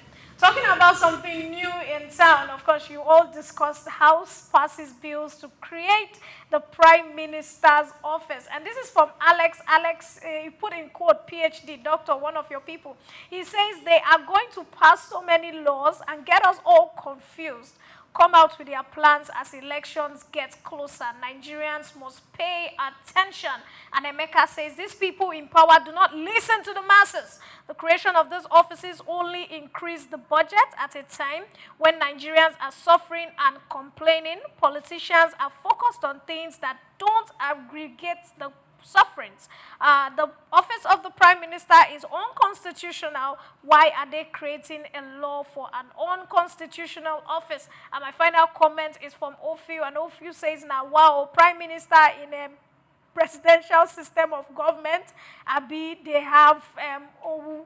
All right, guys, guess what? This is about the time I wrap this up and run off. I want to say thank you to everybody who takes their time to comment. Please keep watching and keep commenting, but I'm not leaving you. I'm handing you over to the able hands of the man I call Senator Chooks, and he's going to be telling you everything you need to know about sports. See you at the top.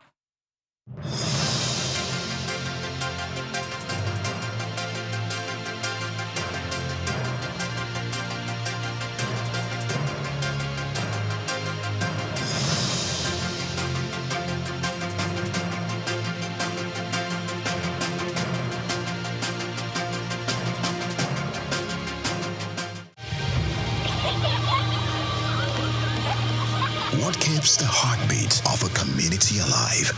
Is it the courage to create, the power to connect, the vision to transform? Well, it's all of these and more. It's a symphony of ideas, innovation, and industry. But where do these stories come alive? It's right here on The Isle, 104.9 FM, the station where dreams meet action and growth finds its voice. The Isle, 104.9. Business, economy, development. Stay tuned.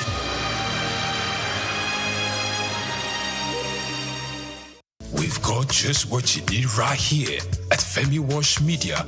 Call it the Midas Touch, and you wouldn't be wrong. Let us record, produce, mix, and master your audio like nobody does. Reach us on our contact today for the best quality job.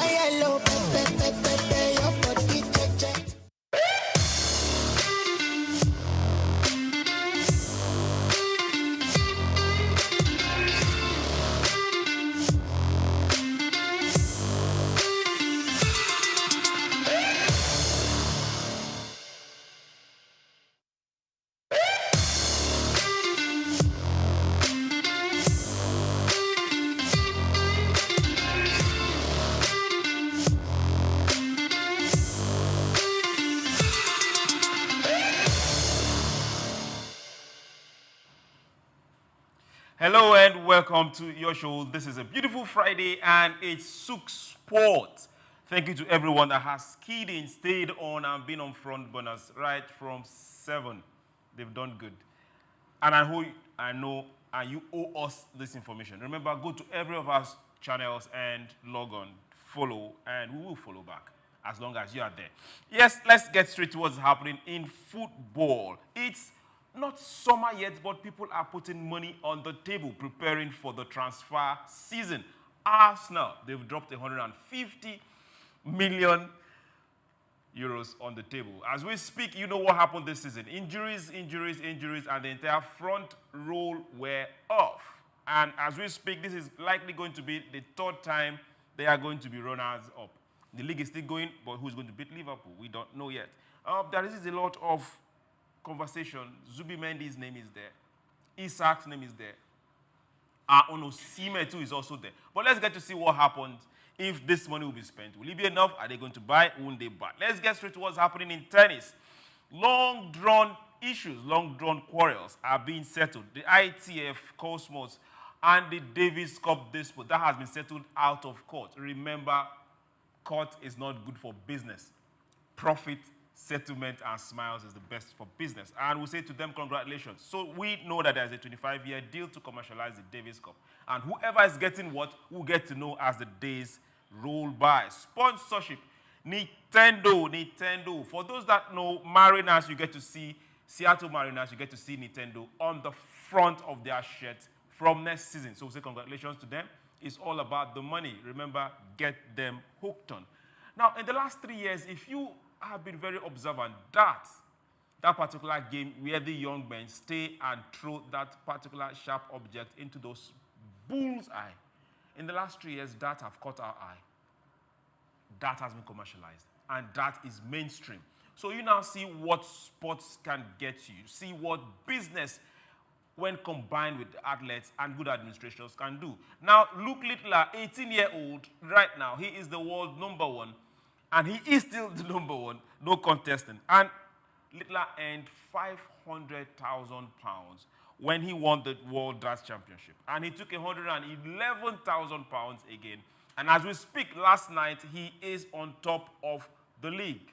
Now, let's get to ask ourselves, if we decide to put money, or as a group, or as Africa, or as Nigerians, okay, let's promote this particular sport, what we can do in 3 years. Football is there, we are still losing. Now, we say congratulations to Chelsea. They did the impossible yesterday. Yes, big congratulations to Chelsea women. They beat Man City, coming back from a 3-goal down to beat Man City 3-2. That's for both legs. And as we speak, they have qualified for the semi-finals of the Champions League for the women. Now, this brings a whole lot of visibility. The stadium was a goal. More people are coming, more tickets are being sold, and more viewership. Rights are going up and up. They will keep going. My name is Souq, John Rogers Souq. We'll do this again on Monday. Remember, be nice.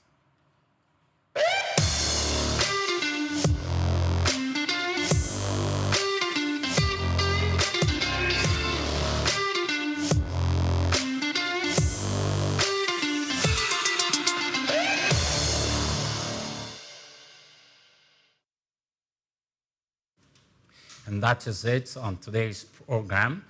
On the front burners, it's a wrap from Monday to Friday. And the weekend is around the corner. It's going to be nice to just chill, rest, regain, and set your momentum in place for the week ahead. My name is Oyinpriye Krumale, and I say to you, have a splendid weekend and have fun. Doc? Thank you for being there with us all this week. Remember, life is not about the people who are sincere in front of you. It's always about the people who are honest behind your back. Try as much as possible to be sincere, both in the front and in the back, and Nigeria become really better and good for it. See you next week on the front burners. Osama Zaida Hosa is my name.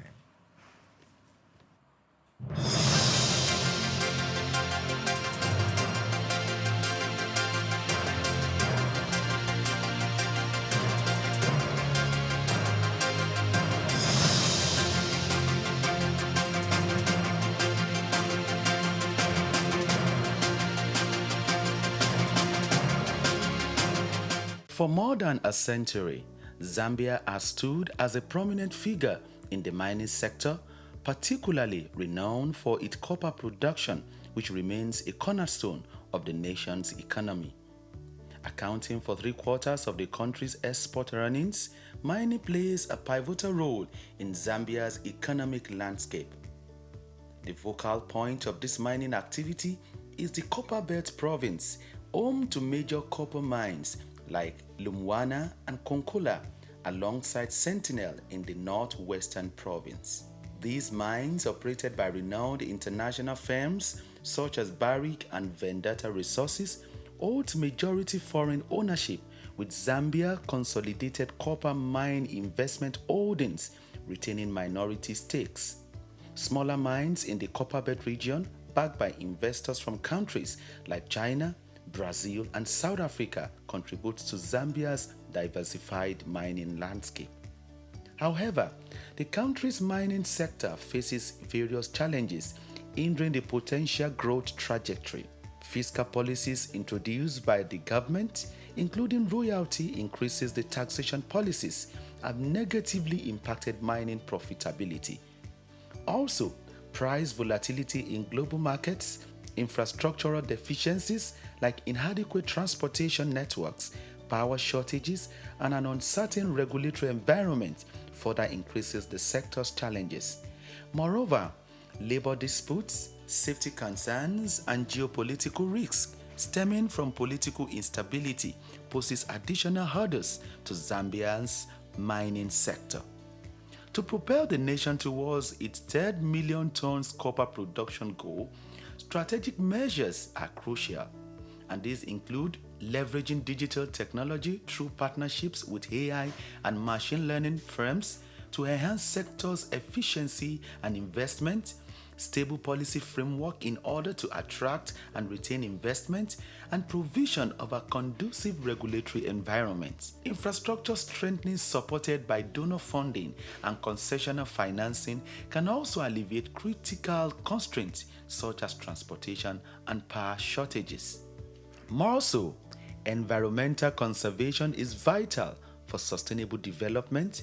Hence, mining companies must provide government-approved environmental management plans, prioritize durable equipment, and proper waste disposal techniques to minimize environmental degradation. Given copper's expected dominance in Zambia's exports, maintaining its position as Africa's economic hub demands a concerted effort. Israel Adeyemi, Souq News.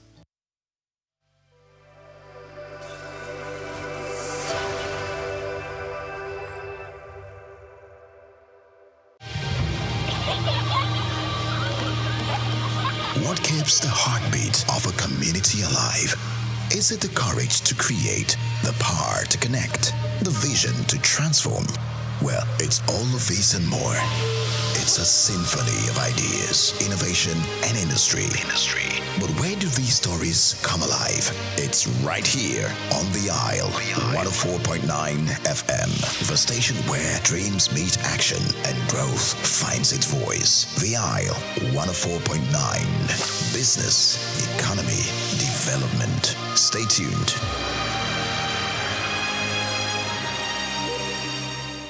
We've got just what you need right here at Femi Wash Media. Call it the Midas Touch, and you wouldn't be wrong. Let us record, produce, mix, and master your audio like nobody does.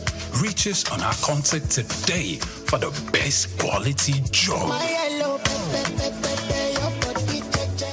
Imagine a world without the roar of a lion, the flight of an eagle, or the rhythmic dance of ocean waves teeming with life.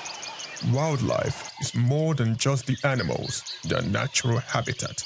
It is the lifeblood of our ecosystems, shaping the environment and maintaining nature's delicate balance. Yet, with each passing year, human activities threaten this balance.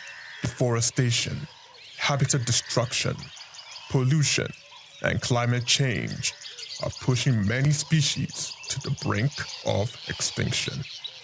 That is why World Wildlife Day is marked on every March 3rd, a global call to action to protect and preserve the rich biodiversity that sustains life on Earth.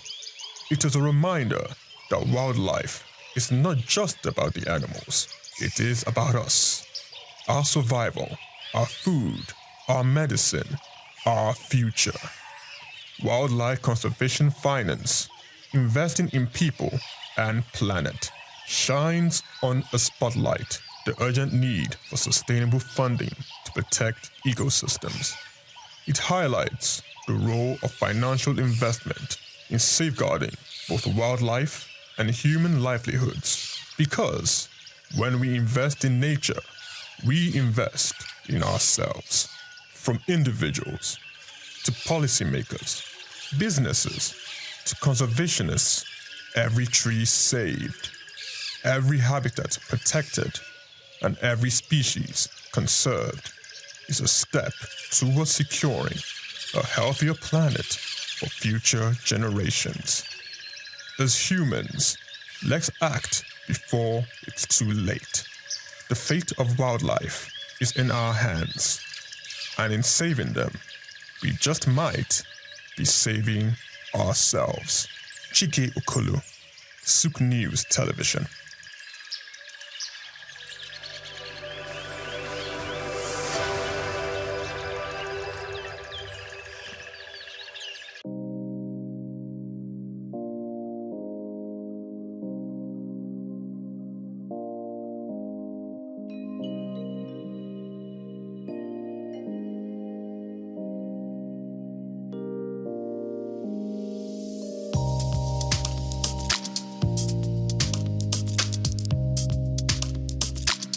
That we should relax and enjoy every bit of the program, of the conference. We have a lot of things. We have a keynote.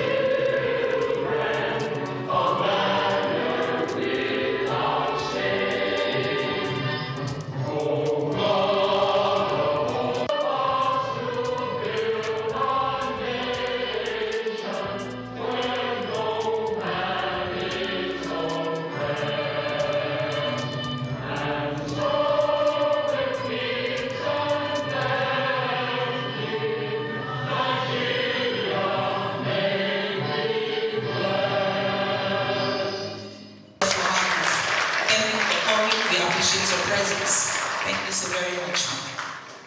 Also would like to recognize the presence of the chairperson of today, in the person of Maureen Ken George Taylor. She's the president, restaurant,